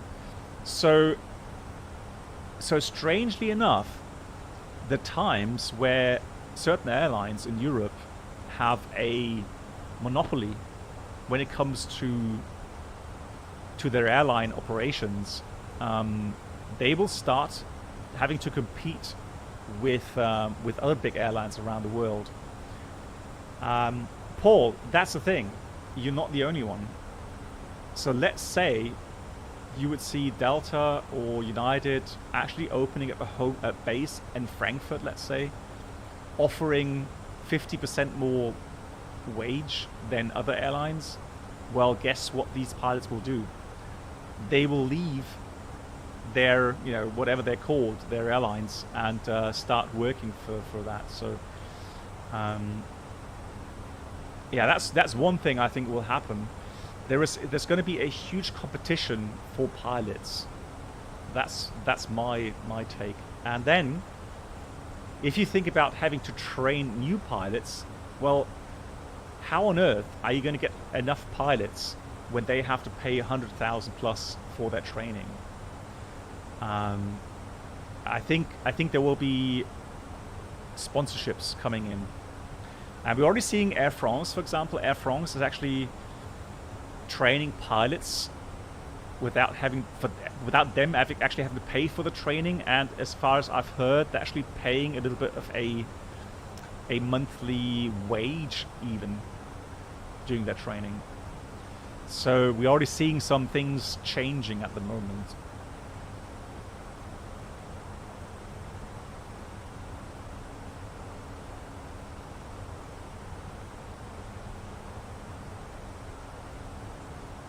Yeah, Brian. Well, believe it or not, Brian, the EASA is actually sponsoring the development of single pilot concept cruise flight. They're actually paying money for companies to implement these systems. I'm not making this up. This is actually true. So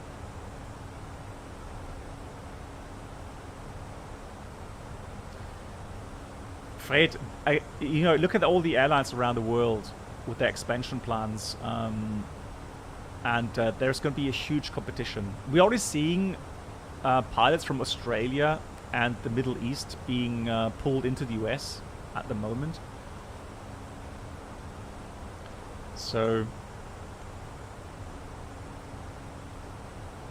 yeah, things are changing for sure. I mean, the economic pressures are going to be getting bigger. And imagine an airline has to plan ahead for several years regarding their planes or their aircraft, so their fleets. So the fleet planning goes on, let's say 5 years into the future.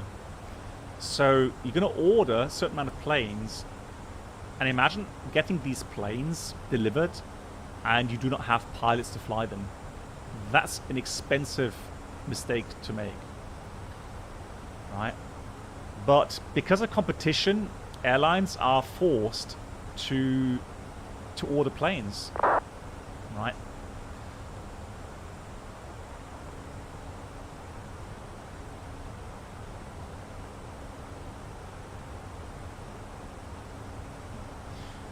After the COVID pandemic, would you still recommend to do a MPL? Oh, not really, no. Unless that company gives you a contract right from the beginning saying that if you pass all the tests and you have your MPL, we guarantee you a contract, or if you don't get a contract, your tuition fees are completely waived, right? So that would be something that, you know, some kind of a deal along those lines. When I'm starting to send, it's in about, let's check.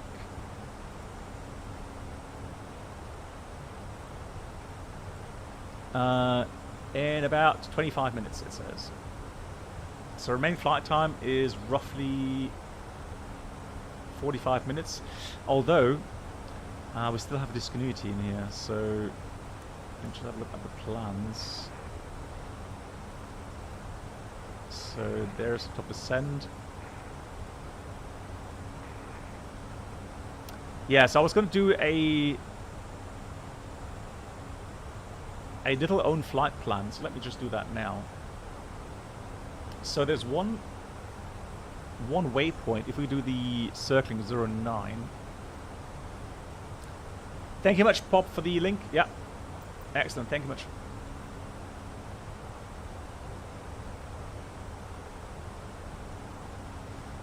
Fred, the problem is the military has downsized as well. There aren't that many military pilots available these days. So the numbers of pilots required in civil aviation are just so huge in numbers that yeah, even a couple of military pilots will not make a big change in that.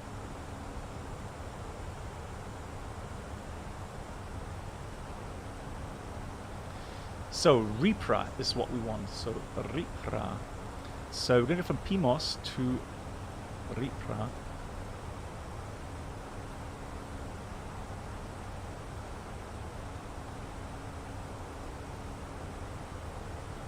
There we go. And then from Repra, what we're going to do is going to make our own waypoints. So what I'll do this one. So Repra as a fix, 360 degrees, and then I'm going to put this to. The question is that 6 DMEs? No, that's 6 nautical. Yeah, it's 6 DMEs from Gibraltar, isn't it?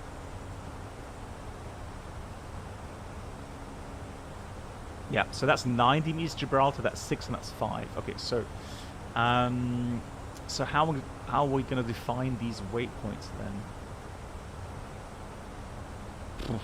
That is not easy to define.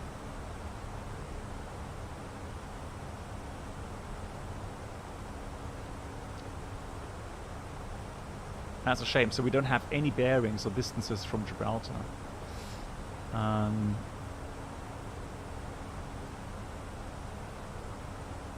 they don't have any names, so there's no stored fixes for these either. So what we can do though, we can take these distances, so we can take 5 miles as a track mile. So we'll go 360, yeah, 5 miles. That's what we can do. I hope that that's correct. So let's go data. We'll do, yeah, exactly guys, yeah, perfect. Pilot waypoints, delete all, confirm. So then we're going to do Gibraltar 1, so Jeep 01, place Vipra bearing 360 at 5 miles, store. So now we can put that waypoint after Ripra, so we're going to put Jeep 01 in there. There we go. I'm going to get rid of that CF because that doesn't really make much sense.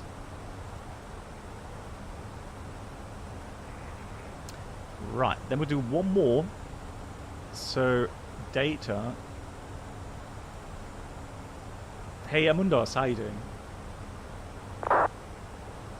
Yeah, Bob, yeah, we talked about it at the beginning of the stream. Yeah, they are, unfortunately.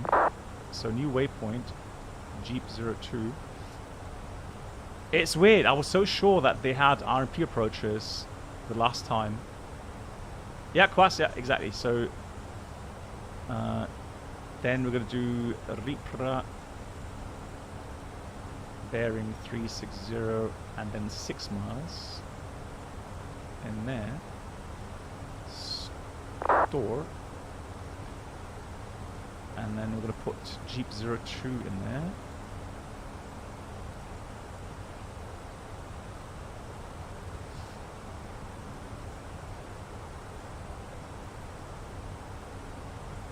So there we go. Welcome aboard the Captain Black Box Hey Krypton, YouTube nice channel to see you. subscriber experience.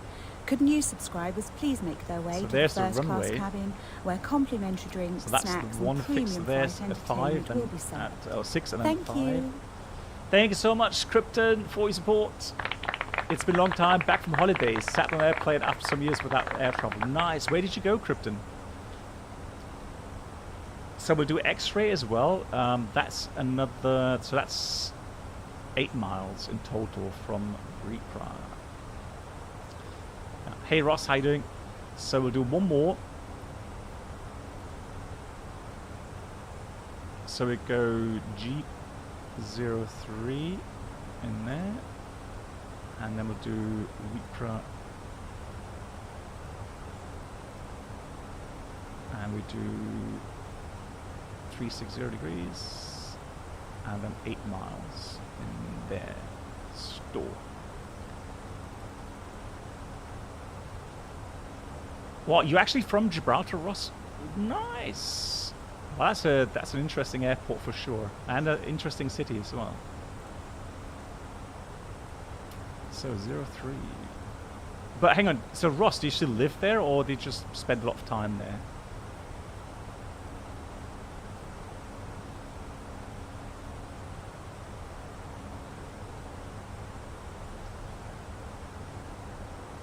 Hang on. No, isn't it? It's 8 miles, right? So I'm counting 5, 2. It's 3, not 8. It's 3 miles. That's the DME distance from Gibraltar. The problem is these don't have a radial DME fix info, so we have to go and take Ripra as your starting point, and then go 5 miles, 6 miles, and 8 miles. So that's what I've drawn in now. And then what I can do as well, what I like to do, is do a 2-mile extension. So what we're going to do here is, let's do one more waypoint.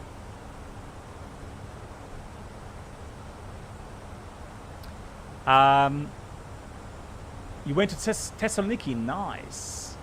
Oh really? You went, you flew to Kotskurve, nice. I've never flown that. I've been to Schönefeld so many times, or Brandenburg now. I've been so many times there and never flown that departure. So let's go Jeep 04. Now this time, however, I'm going to take the runway. So Lima X-ray Golf Bravo. Runway 09, and then I'll have a look at the runway heading. So we're going to take 269 degrees and 2 miles. So 269 at 2. I'm going to store that. So now what we'll do is going to put this behind there. And that way I now have a nice fix for the final. So if I go do that, then scroll to the bottom. There we go. And last but not least, what you can do is go fix info, do 09, and then we just draw in a radial there, 269 degrees, and that will intersect that waypoint. So now we have a nice visual kind of path for on and off display to guide us into the runway there. Oh, Tenerife, sorry, no, you know, you're right, disregard. Tenerife South, yeah, you're right. No. I was thinking Lima Golf Tango. That's how pros do it. There we go. So that helps us with the approach. Now, what I want for the descent planning. So, how many miles is it from Pimos to Ripra? It's about 26 miles. So 7, 13, that's 20 and 6, yeah. So 26 miles. Now Ripra, I want to be at 3,000 feet for the approach. So that means I could be about 12,000, 11,000, 10,000, 10,000. Yeah, with deceleration. So let's aim for 10,000 feet at Pimos. I was doing that automatically, so let's put 10,000 there as our own restriction, and the transition will be in about 70.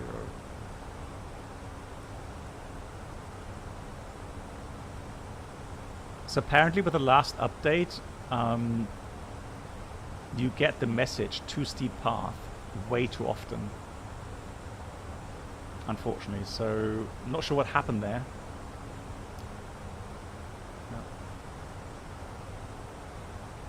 2017, yeah, I know. So at some point, Avenger, they must have got rid of it. Could only put my pilot waypoints in to fix info. Some of it messes up my flight plans. Really? Nico, well, what aircraft? Which add-on? Gabriel, you could put these restrictions as well. So let's say you want to be at Ripra, 3,000 feet. You can put that in there. And the FMS will calculate the descent for that. Yeah, also you can put the restrictions in here as well. So let's, for example, say at Jeep 01, this one here, it's about 1,600 feet or 1,520. Let's put 1,600. Let's round it up. So we could put this at 1,600 feet then. It's kind of weird that it's already calculating that already as well. So we've got 1,600 at these two waypoints. Because that's a 5 miles, so...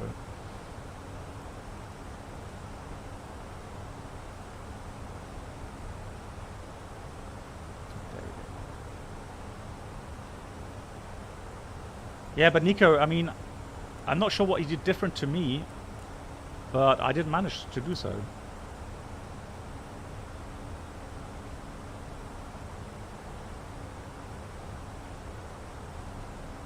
Ross, you lived in Gibraltar, on Gibraltar, until you were 25, and now you live in Copenhagen for 10 years. Okay, nice. Ah, there we go, Ross. Okay, nice.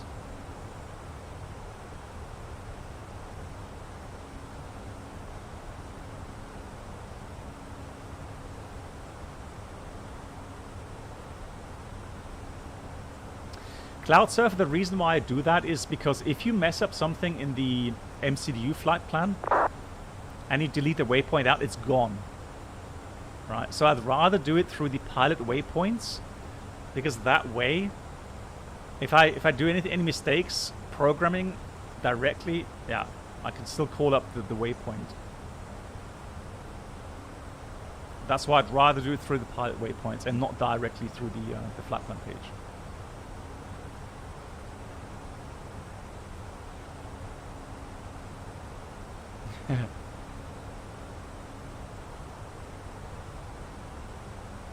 Does it work with the UHAV controls? I don't think so. Actually, at least I don't know. Oh, that's interesting.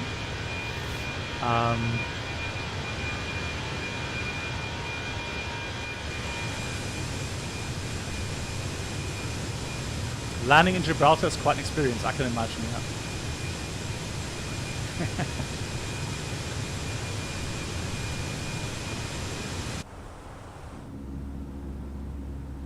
Yeah, caramba. It's quite interesting cabin layout. Nice seats. Look at that.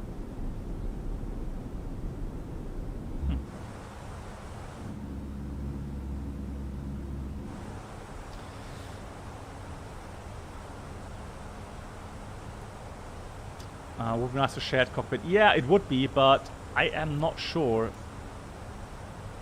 The problem is the following, Edgy. So a lot of these data refs are outside of Microsoft Flight Sim. So I don't honestly know how you would sync up data, important data that is outside of Microsoft in the FENIX with your peer who flies along with you. I don't know how that would be possible. So to my knowledge, it's more a thing regarding standard aircraft in Microsoft and not so much the other add-ons.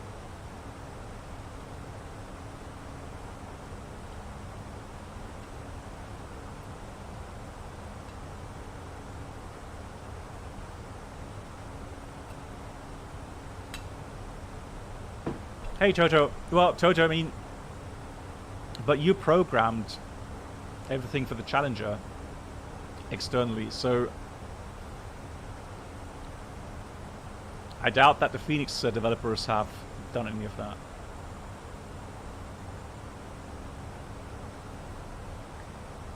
Yeah, so here in the A320, the signals from the captains and the first officer side sig are added together, yeah. Until you have the maximum roll rate or the maximum G loads. Those are still the limits that will be governing in normal law. To be honest, I've always asked myself that as well, but that's for the engineers to answer that question. I don't know. I honestly, I don't see a increase in safety by doing that. Adventum, hey, how are you doing? I'm doing well. Thanks for asking. How are you?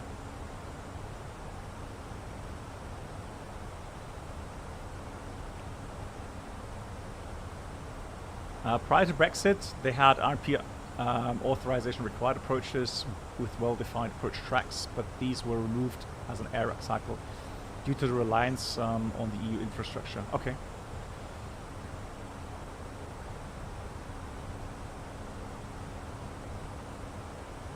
So no more certification on that. Right, let's go and check the latest weather again. Now we should have... There's no direct ATOS, but we got 1022 and 21 degrees.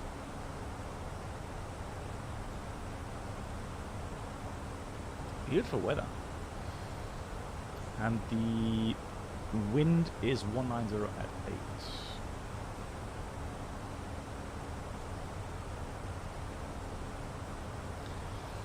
You know what? With that wind, I mean, 10 knots doesn't sound like much, but if you look at the way the airport is located near the Gibraltar Rock, if the wind is coming from the south, you can imagine that there could be lots of turbulence there in this area. So it even gives you a warning. So not just bird strike hazard, it even gives you turbulence and wind shear warnings. So the unique topography of the surrounding area could give rise to severe wind effects. Wasn't there a YouTube video from a passenger on a British Airways flight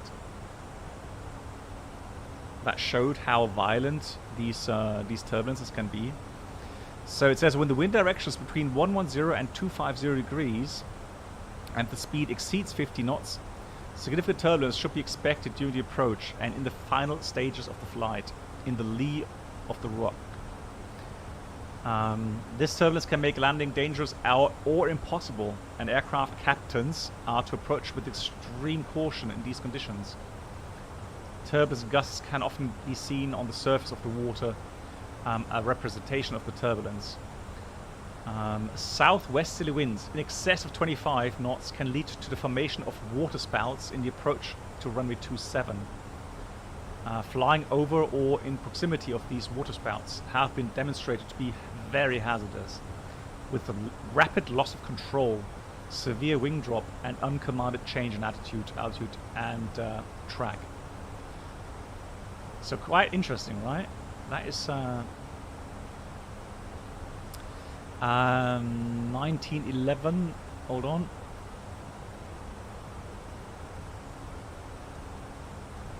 Ah, there we go. Thanks. Yeah, cool. Nice. Look at that.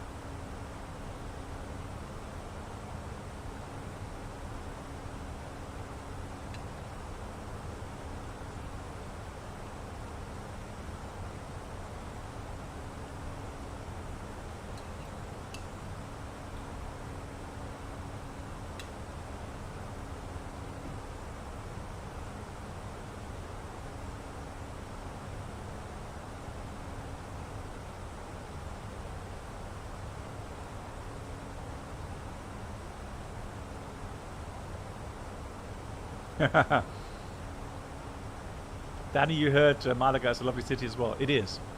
I can definitely tell you that it is, yeah. So that's Gibraltar approach. You're going to pre-select that. Top descent in 30 miles. And again, beautiful surroundings here. Absolutely gorgeous.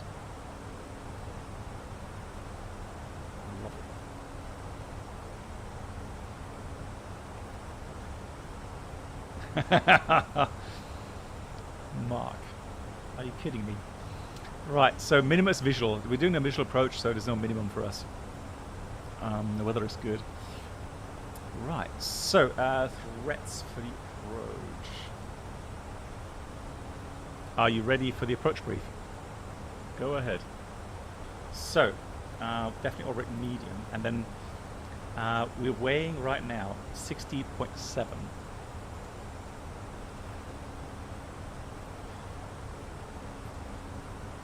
Goat friend, hang on. Let me just give you the permission. Hold on.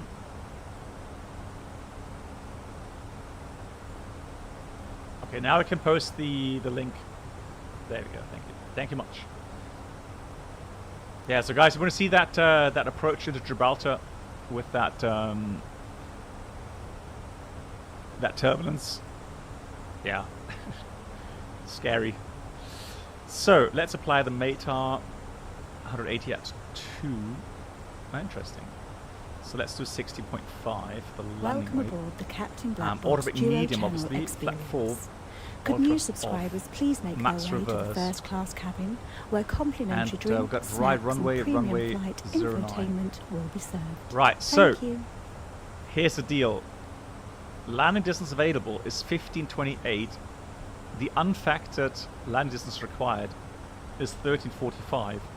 And so with the 15% addition, you would even be beyond the available runway length. So I'm pretty sure you need very likely a special permission. Hey, Decalidos, thank you so much. Almost 1 year here on Twitch. Decalidos, thank you so much for your support. Thank you so much.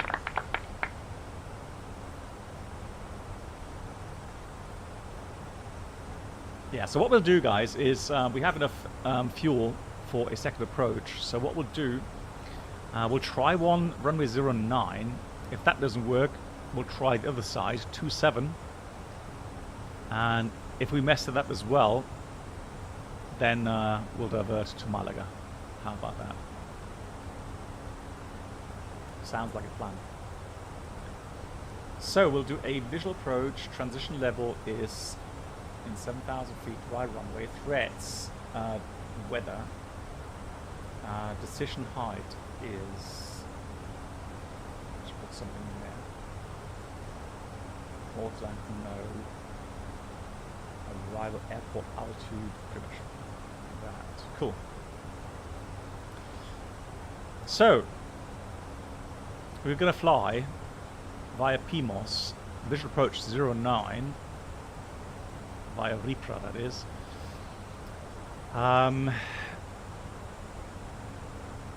Missed approach. Let's have a look what it says here.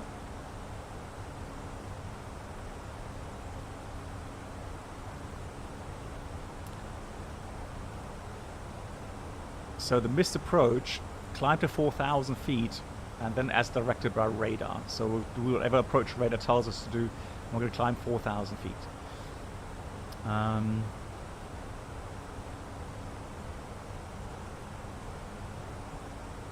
Yeah, extra fuel. We are approaching with 2.8 tons, and min diversion fuel is 1.9. Yeah, 2 tons. So we have 800 kilograms extra fuel. And that should be enough for the second approach there. Hotspots taxiing? Well, not really. It's a small airport. I don't expect any major issues to taxi in. Yeah, there's 5 parking spots on the apron there. So we land and then taxi out to the apron.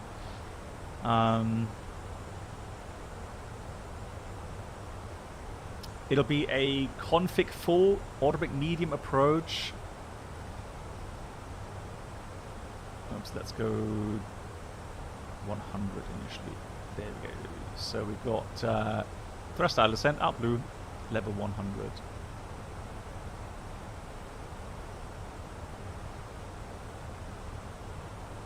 Let's do that selected. Just go down a bit faster, and that way we should get back onto path. Any questions? No questions. Fantastic.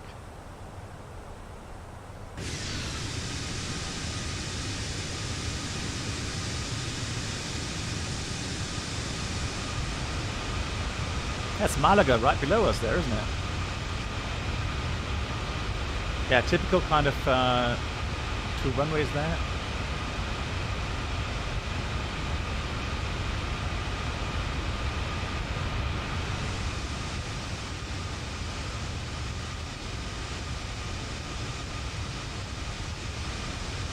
Yuri.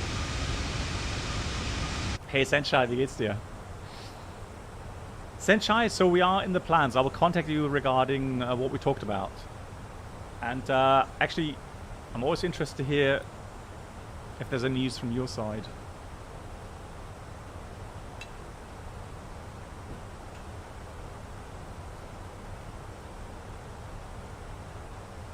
Hello, Alexander. How are you doing? And Bruno. Hello, hello. Right, I don't know what it is. The moment Bruno comes in, and I think about Gibraltar, immediately I have that vision where we converted a 747 into submarine. Isn't it weird how even after such a long time that still comes instantly to mind?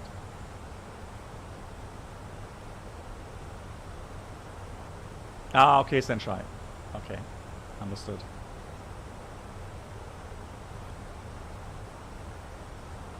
I'm already going to put this to active.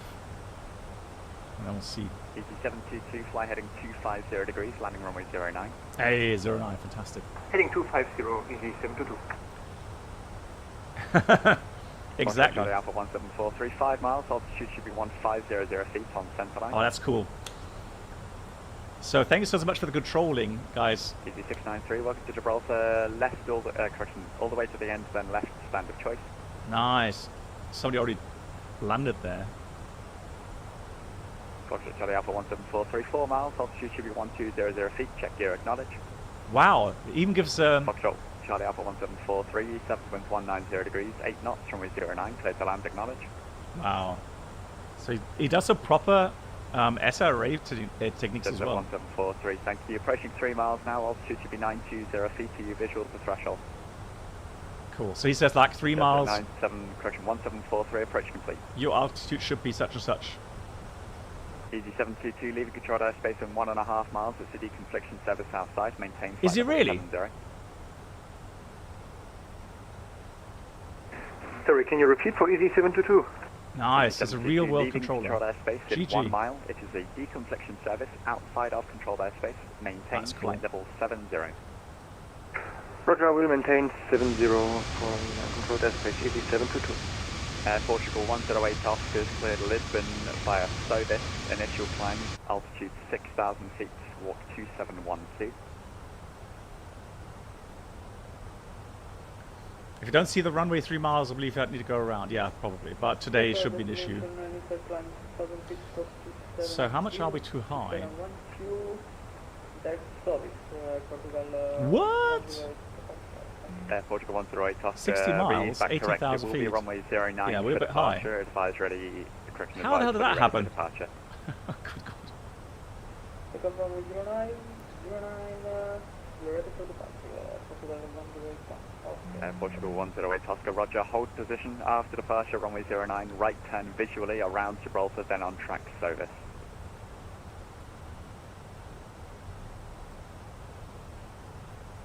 Hello MCK, how are you? It's Gibraltar approach. Good evening from Easy 547. We're passing 220 descending level 100.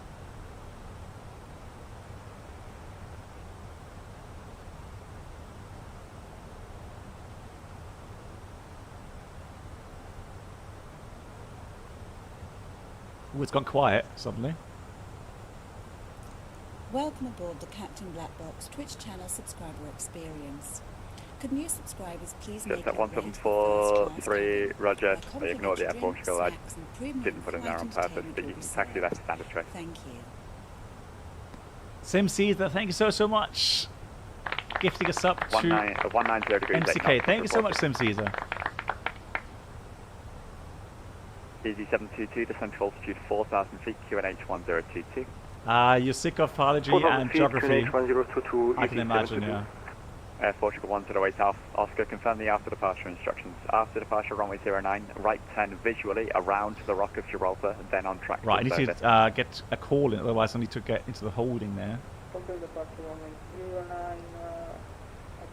See if we have a hold anywhere. It is a visual right turn around the big rock that you will see. It's the big rock, the thing that's made of rock and is big. And then on track to Sobis, your first waypoint. GG.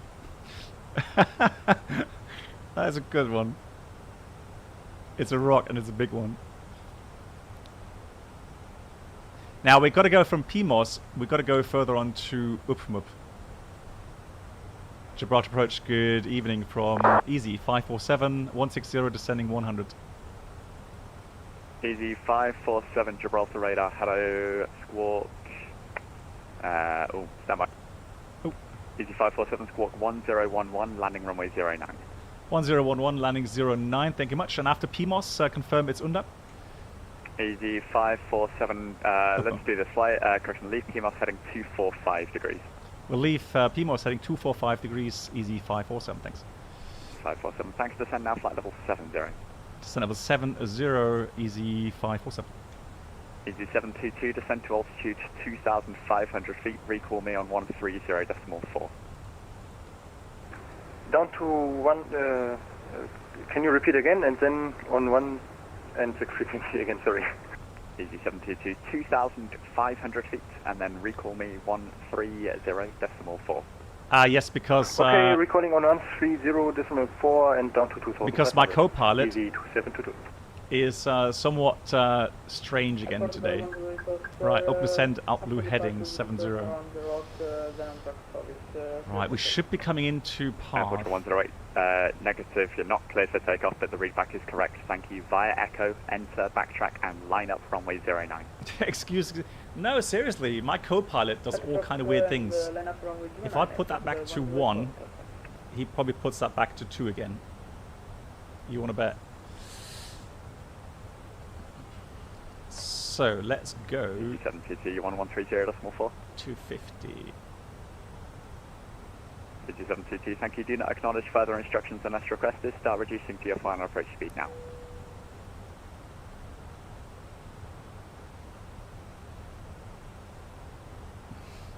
722, turn right heading 350 degrees. Easy 547, leaving controlled airspace in 3 miles, deconfliction service outside. That's copied to Easy 547. Right, so we've got our lights on. We make sure that... 722, turn right heading 355 degrees. Why is that? No, okay, hang on. There we go.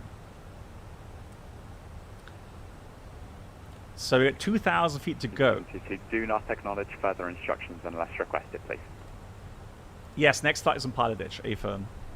Air Force 1080, if you look at your compass, you'll notice that's runway 27, not runway 09. Backtrack and line up runway 09. Oops. Yeah, that's Gibraltar. Hang on, no, it's not. Where's Gibraltar? Is that... oh, that's Gibraltar, isn't it? Approaching descent point. Yeah, it is. Can't see the runway yet.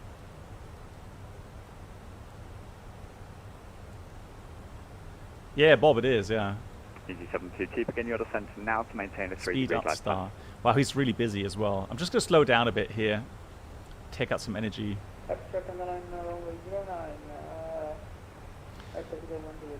Yeah, MCK. If you could get a wriggle on with that, I would exactly appreciate that. it, please. I was surprised as well. I was searching for the RMP approaches and I couldn't find them. 722, 7.5 miles, right of center line and correcting nicely. Altitude should be 2250 feet.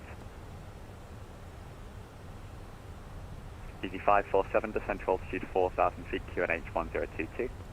Descending 4,000, QNH 1022, Easy 547.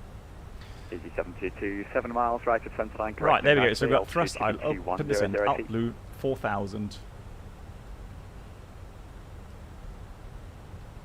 Set QNH. Air Portugal 1080 on, turnaround complete. Approach checklist. 190 degrees, 8 knots, runway 27, correction runway 09, clear QNH takeoff. 1022 set. 1022 set. Seatbelts. Easy 722, On. 6 miles, altitude Minimum. should be 1800 feet, still right of center line, turn left to 2 degrees, heading Set and 353. checked. Auto brake. Medium. Medium set. Set and checked. Gibraltar, good evening. Engine Ryanair mode 4, selector. Papa Mike, Normal. descending. Approach correct checklist passing level completed. 172, descending 100, inbound PF. Ryanair 4, Papa Mike, Gibraltar radar, roger, standby. Easy 722, 4.5 miles, altitude should be 1350 feet, check gear, acknowledge. Easy 722, thank you.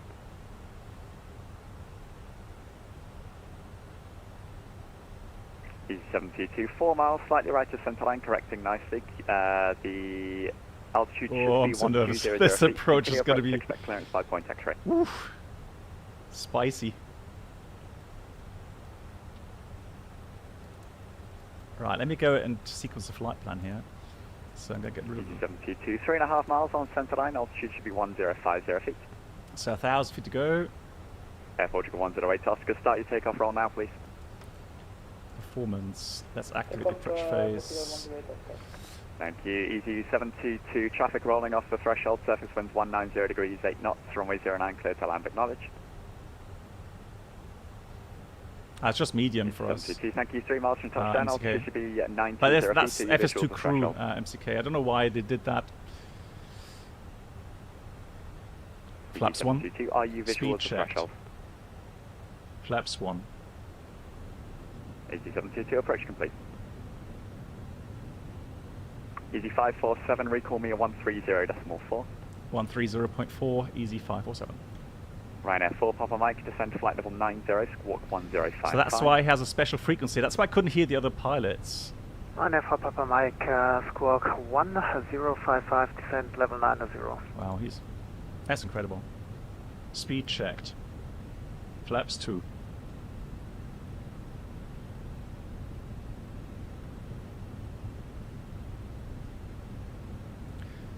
Gibraltar approach from Easy 547. Easy 547, hello, thank you. Sectoring for a surveillance radar approach runway 09, terminating at point X-ray. Procedure minimum 920 feet, read back the QNH. Okay, it's copied. QNH currently 1022. Easy 547, thank you. Descend to altitude 2,500 feet. Descend 2,500, QNH 1022, Easy 547, thank you. Air Portugal 108 Oscar, confirm the Right, so we've got thrust idle, up descent, out blue. 2712. 2,500. Wow, I'm actually thrilled that we get Air Portugal 108 Oscar, thank SRA you. approach here. That is really incredible. GG. Big thank you to the controller here. Easy 547, turn right heading 330 degrees. Right, 330, easy 547. Ryanair 4 Papa Mike, confirm the squawk 1055. So we're good on the profile. So Easy 547, 12 miles to touchdown. Do not acknowledge further instructions unless requested.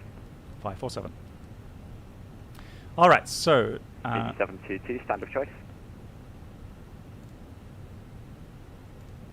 Let's go.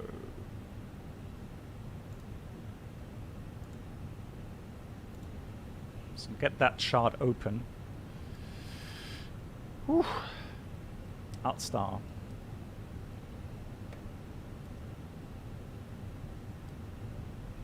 $2,500. Is checked.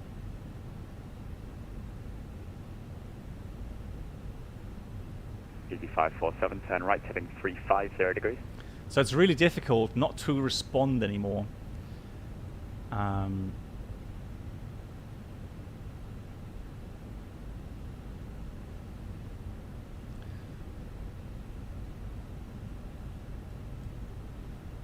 Right, so he said 900 is the... Yeah, 547, turn right heading 355 degrees, approaching descent point. So now it's our own decision, responsibility to descend, and he will tell us your altitude should be such and such. 547, begin your descent now to maintain a 3-degree glide path. Radar altimeter alive. Gear down. Gear down. Easy 547, 8 miles from touchdown. Cabin Slightly crew right of center line proceeded and for landing. correcting nicely. Altitude should be 2400 feet. Okay, it's a bit low. Flaps 3. Speed checked. Flaps 3. Easy 547, 7.5 miles from touchdown. Altitude should be 2250 feet. On center line, turn right 2 degrees, heading 357. So a bit low. Flaps 4. Speed checked. Flaps 4. Easy 547, 6.5 miles from touchdown. Altitude should be 1950 feet on center line. Air Portugal 108 Oscar. Landing checklist. 122.8 now. ECAM memo. Landing no blue. Landing no blue. Landing checklist completed. 547, 6 miles from touchdown. Altitude should be 1800 feet. Slightly left of center line. Turn right 2 degrees, heading 359.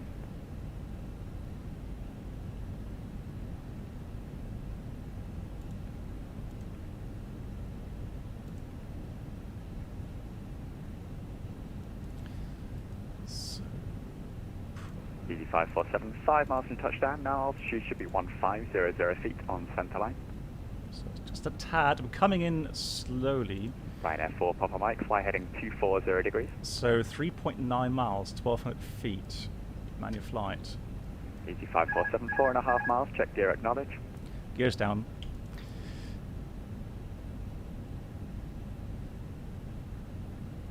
Easy at 547, 4 miles, altitude should be 1200 feet on centre line, wind 190 degrees, 8 knots, runway 09, clear to land, acknowledge.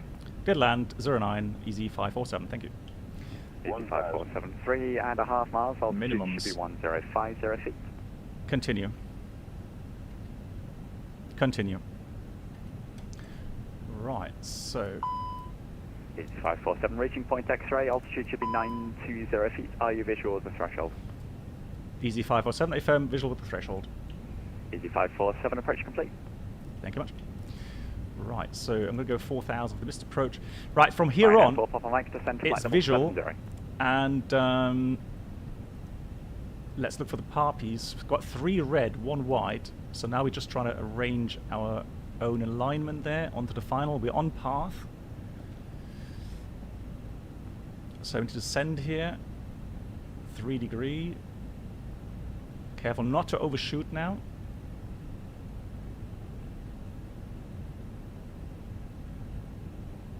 On path. We're clear to land. Landing clearance. So the landing checklist is completed. 500 checked. Aligned with the runway. Right, F4 Papa Mike, leaving controlled airspace in 1 mile. Deconfliction service outside.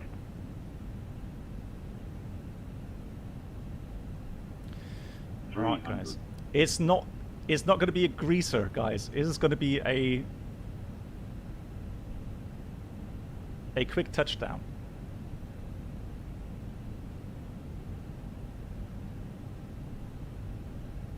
$100. Right, F4 Papa Mike, landing runway 09. What type of approach do you require? 30, 20, retard. 5. Ooh! Nice! Spoilers. Reverse green. Decel. Right, F4 Papa Mike, roger, vectoring for a surveillance radar approach, runway 09, terminating at point X-ray, procedure minimum 920 feet. 70 knots. Manual brakes. Easy 547, welcome to Gibraltar, vacate left, any stand. Left any stand. That's so cool. Thank you so much for the service, Easy 547. Thanks for flying, see you next time. Thanks a lot. Wow, that's so cool. Guys, big round of applause for the controller here. Wow. GG. I am hyped. That was epic. That was seriously epic. What a demonstration. Absolutely amazing. Right, F4 Papa Mike, turn right, heading 270 degrees, descend to altitude 4,000 feet, QNH 1022. Yeah, I've got goosebumps. So I did not expect A, to get control here, and B, to actually get an SRA service. How cool is that? For your safety, please remain seated with your seatbelt fastened, leaving all items of hand luggage safely stowed After landing until checklist. signs have been switched off. Before you leave After the landing aircraft, checklist. please ensure you have all your personal Radar items and predictive hand wind luggage shear with you. system off. After Please landing be careful when checklist opening completed. overhead lockers, as items may fall out, causing injury. We'd like to remind you that smoking is not permitted in designated smoking area. If you require Right, F4 Papa Mike, recall me on 130.4. ground staff. If you're connected to another flight today and hold a boarding card and transfer wallet advising you to your departure terminal, please follow the signs. And right now for for Papa Mike is on frequency. This will lead you on to your departure terminal. And please Right, keep F4 your Papa gate Mike, number thank you, read back to departure QNH. To avoid missing QNH your 1022 flight, right now for we Papa Mike. recommend that you Right, go F4 straight Papa to Mike, the thank you, descend to departure altitude terminal. 2,000 feet, For those QNH, of you who have a correction, boarding descend to card, altitude please 2,000 So feet. which parking spot is this then? So that must be 5. Is it On behalf 5? of the entire airline, thank you very much for choosing to fly with us today, and we hope to see you again in the near future. Thank you. Is that so? We go for 4, shall we? Yeah, thank you. So I'll go for 4. Let's go 4. No, no, thank you. No follow me required. Thanks very much. Yeah, that's 4. That's cool. We'll take that one. Man, I'm still hyped about that approach. That was... Hey, Quas. Yeah, that's you then. Quas, thank you so much again. Incredible.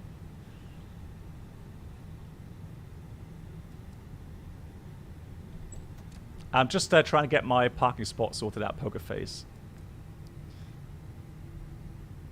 We are on VATSIM, so I don't want to mess up anything regarding parking here. So. Ryanair 4 Papa Mike, descent to altitude 1,500 feet.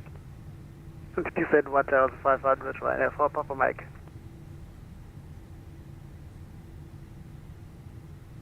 Yeah, I don't know how many minutes that was, but I don't have a replay, unfortunately, here. No, unfortunately, I can't.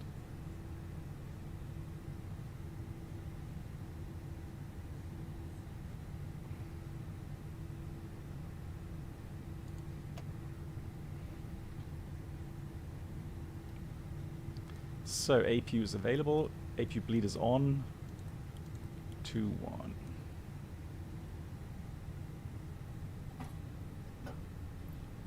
Parked a bit too far and to the right. Yeah, right. Come on.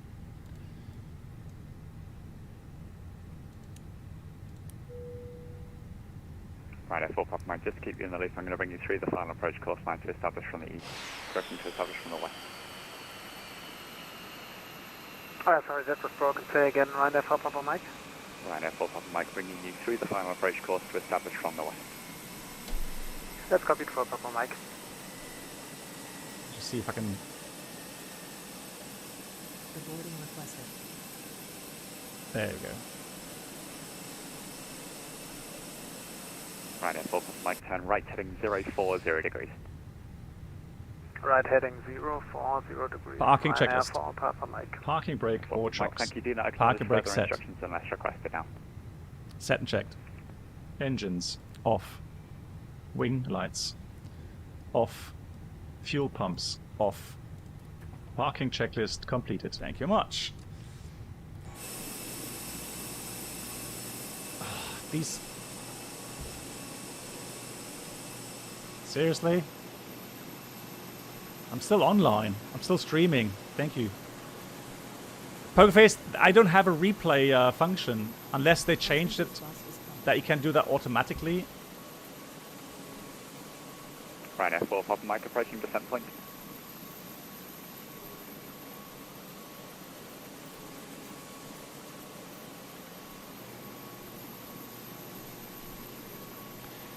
So this is a freeware scenery.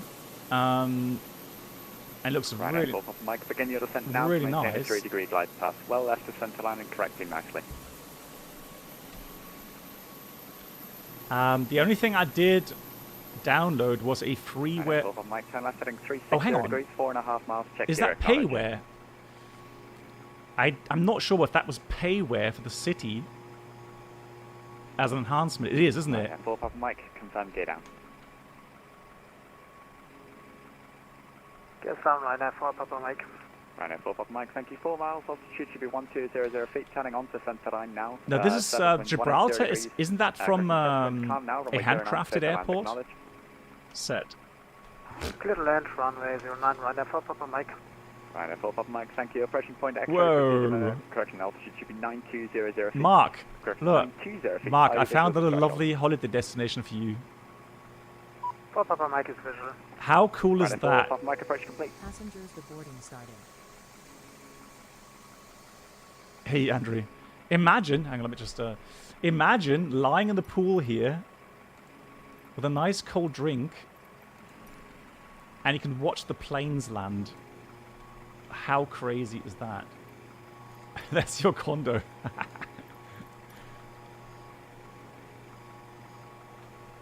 So I'm just trying to get a nice view there. Look at that. I could just see myself lying in the pool there. Right?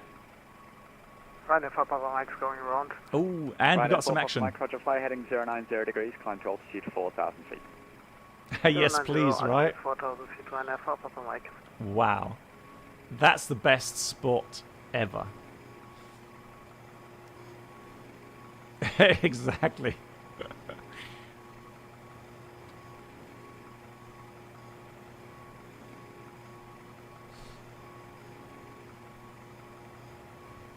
I would have to look. I don't know, guys. Correct me if I'm wrong, but isn't that a handcrafted airport, or is that completely free?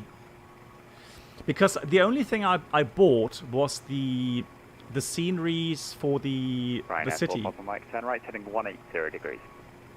MCK for sure. It's handcrafted, right? Okay, thanks guys. Yeah. Back around for the SRA runway 09, or would you like to try something else? No, that sounds good. Ryanair for Papa Mike. Ryanair for Papa Mike, roger, vectoring for surveillance radar approach runway 09, terminating point X-ray, procedure minimum 920 feet. Right, so I love how patient the controller is as well. That's really cool of him.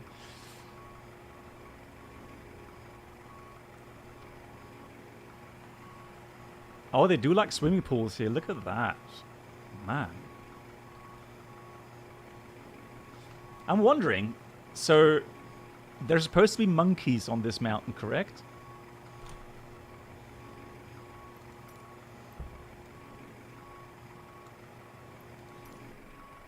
Correct. So is it advisable, Ross, to hike up here, or is that too dangerous? Or is there even... wow, look at the view, though. God, that's something I find so fascinating. Having again, Ryanair 4 Papa Mike. You can walk up. I find that so interesting in Microsoft, because you actually get a feel for the height and the way it would look in real life. I mean, what a great spot to look down on. Look at that. Oh yes, Forward, you were here as well. Yes, I remember. Was that your honeymoon even, Forward? Passenger's bus is coming. Yes, hang on. Nick, try that. Try to post the link. I'm not sure. Ryanair 4 Papa Mike, turn right heading 330 degrees. If that works here. Right heading 330 degrees, Ryanair for Papa Mike. Nice. Wow, that's so cool here.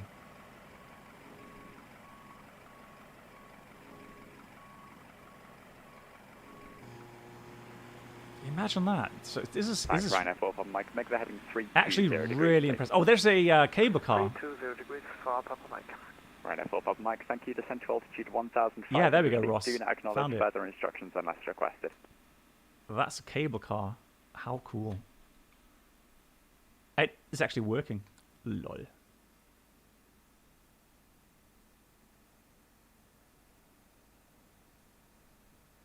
That is funny. Hundreds of kilometers of tunnels in the rock. Did you actually visit some of those tunnels, Forward, or is it closed? So this is a handcrafted airport. I don't know which version of Microsoft Flight Sim you need to have the handcrafted airport. Voyager, thanks for watching. Yeah, that approach, again, goosebumps, right? I mean, wow. It's a standard. So it's just a standard scenery, and then you can have this. And the only thing I have bought is, I'm pretty sure that this is a Payware Gibraltar city add-on. Ryanair 4 Papa Mike, 8 miles from touchdown, descent begins at 5 miles.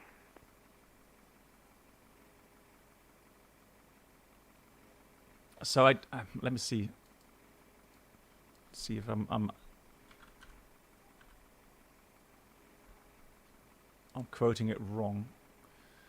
Let me just check.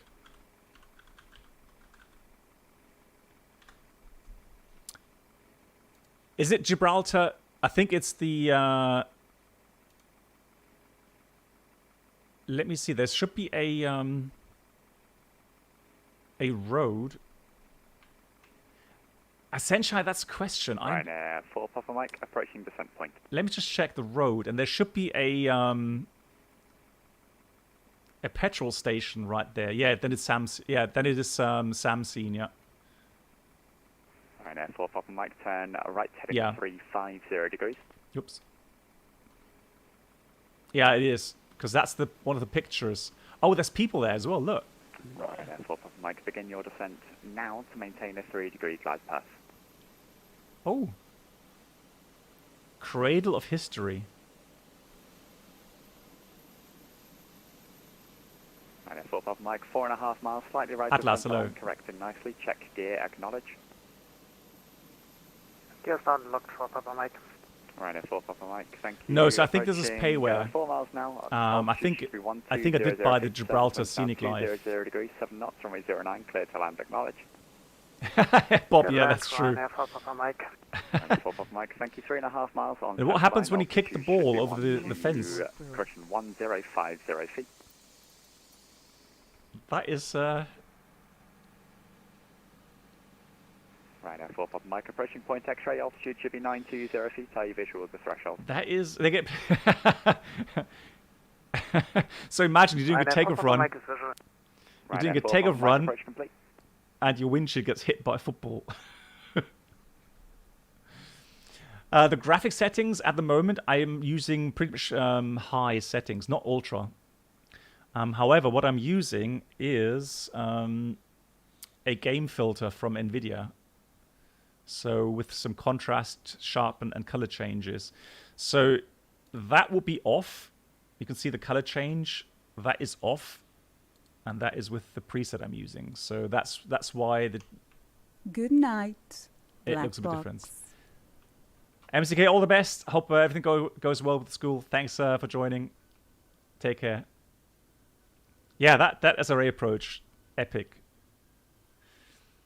So Senshai, so this approach is definitely something for the highlights. 100%, right? Oh, there's a Ryanair coming in. Let's have a look.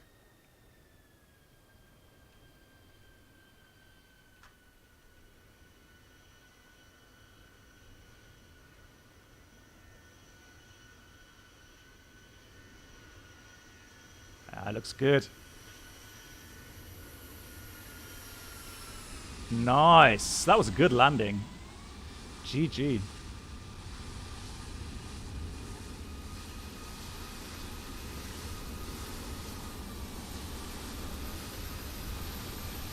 Well done. Hey, Solid Wings. Too soft. Right, for Papa Mike, welcome to Gibraltar. Left to enable, any stack. Too soft. Vacating to the left, thanks for the ATC Ryanair for Papa Mike. Right, let me do one more night lighting here. Just see what looks like a complete night. He's fired. Too soft. Beautiful. I like it. Man, I'm glad I flew to Gibraltar today. That was an experience and a half. Wow. So big thank you again for the controller who came online today. Quas, his name here is Quas on Twitch. Thank you so much once again. Really, really, really cool. Absolutely amazing. Loved it. Next flight. We're going to do a short break as always, then restart the stream. And we're going to go to Portland, take the PMDG 737. I'm going to fly on Pilot Edge, and we'll go down to Monterey, which is, I think, just south of San Francisco. So there you go. Thank you so much. Oh, big thank you to the donations coming in today. Also to the resubs, guys. Thank you so much for your amazing support. Thank you so. Oh, Toto might join us. Nice. Well, you know, oh God, Toto. Now I'm kind of intrigued, but I don't know if I have the Monterey scenery in X-Plane. Yeah, SimC's I did. You mean the Microsoft one? Is it BMW? Yeah, I do want to showcase that. Yeah, okay. So, yeah, we'll do that on Microsoft. We'll showcase that scenery. Thank you much, Nico. Thanks for flying along. Nico, how was your landing?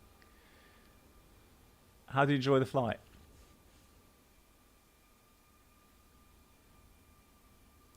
Yeah, Toto, definitely. Yeah, looking forward to that.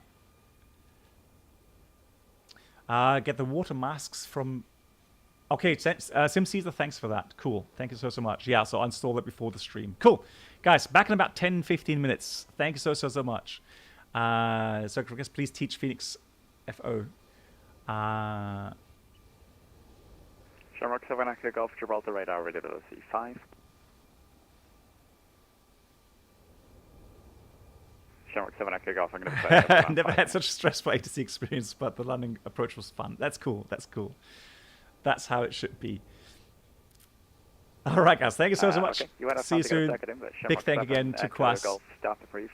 Thank you so much. The QNH 1022. Okay, guys. Thanks to the moderators for all the help. Thank you, guys. And I'll see you soon.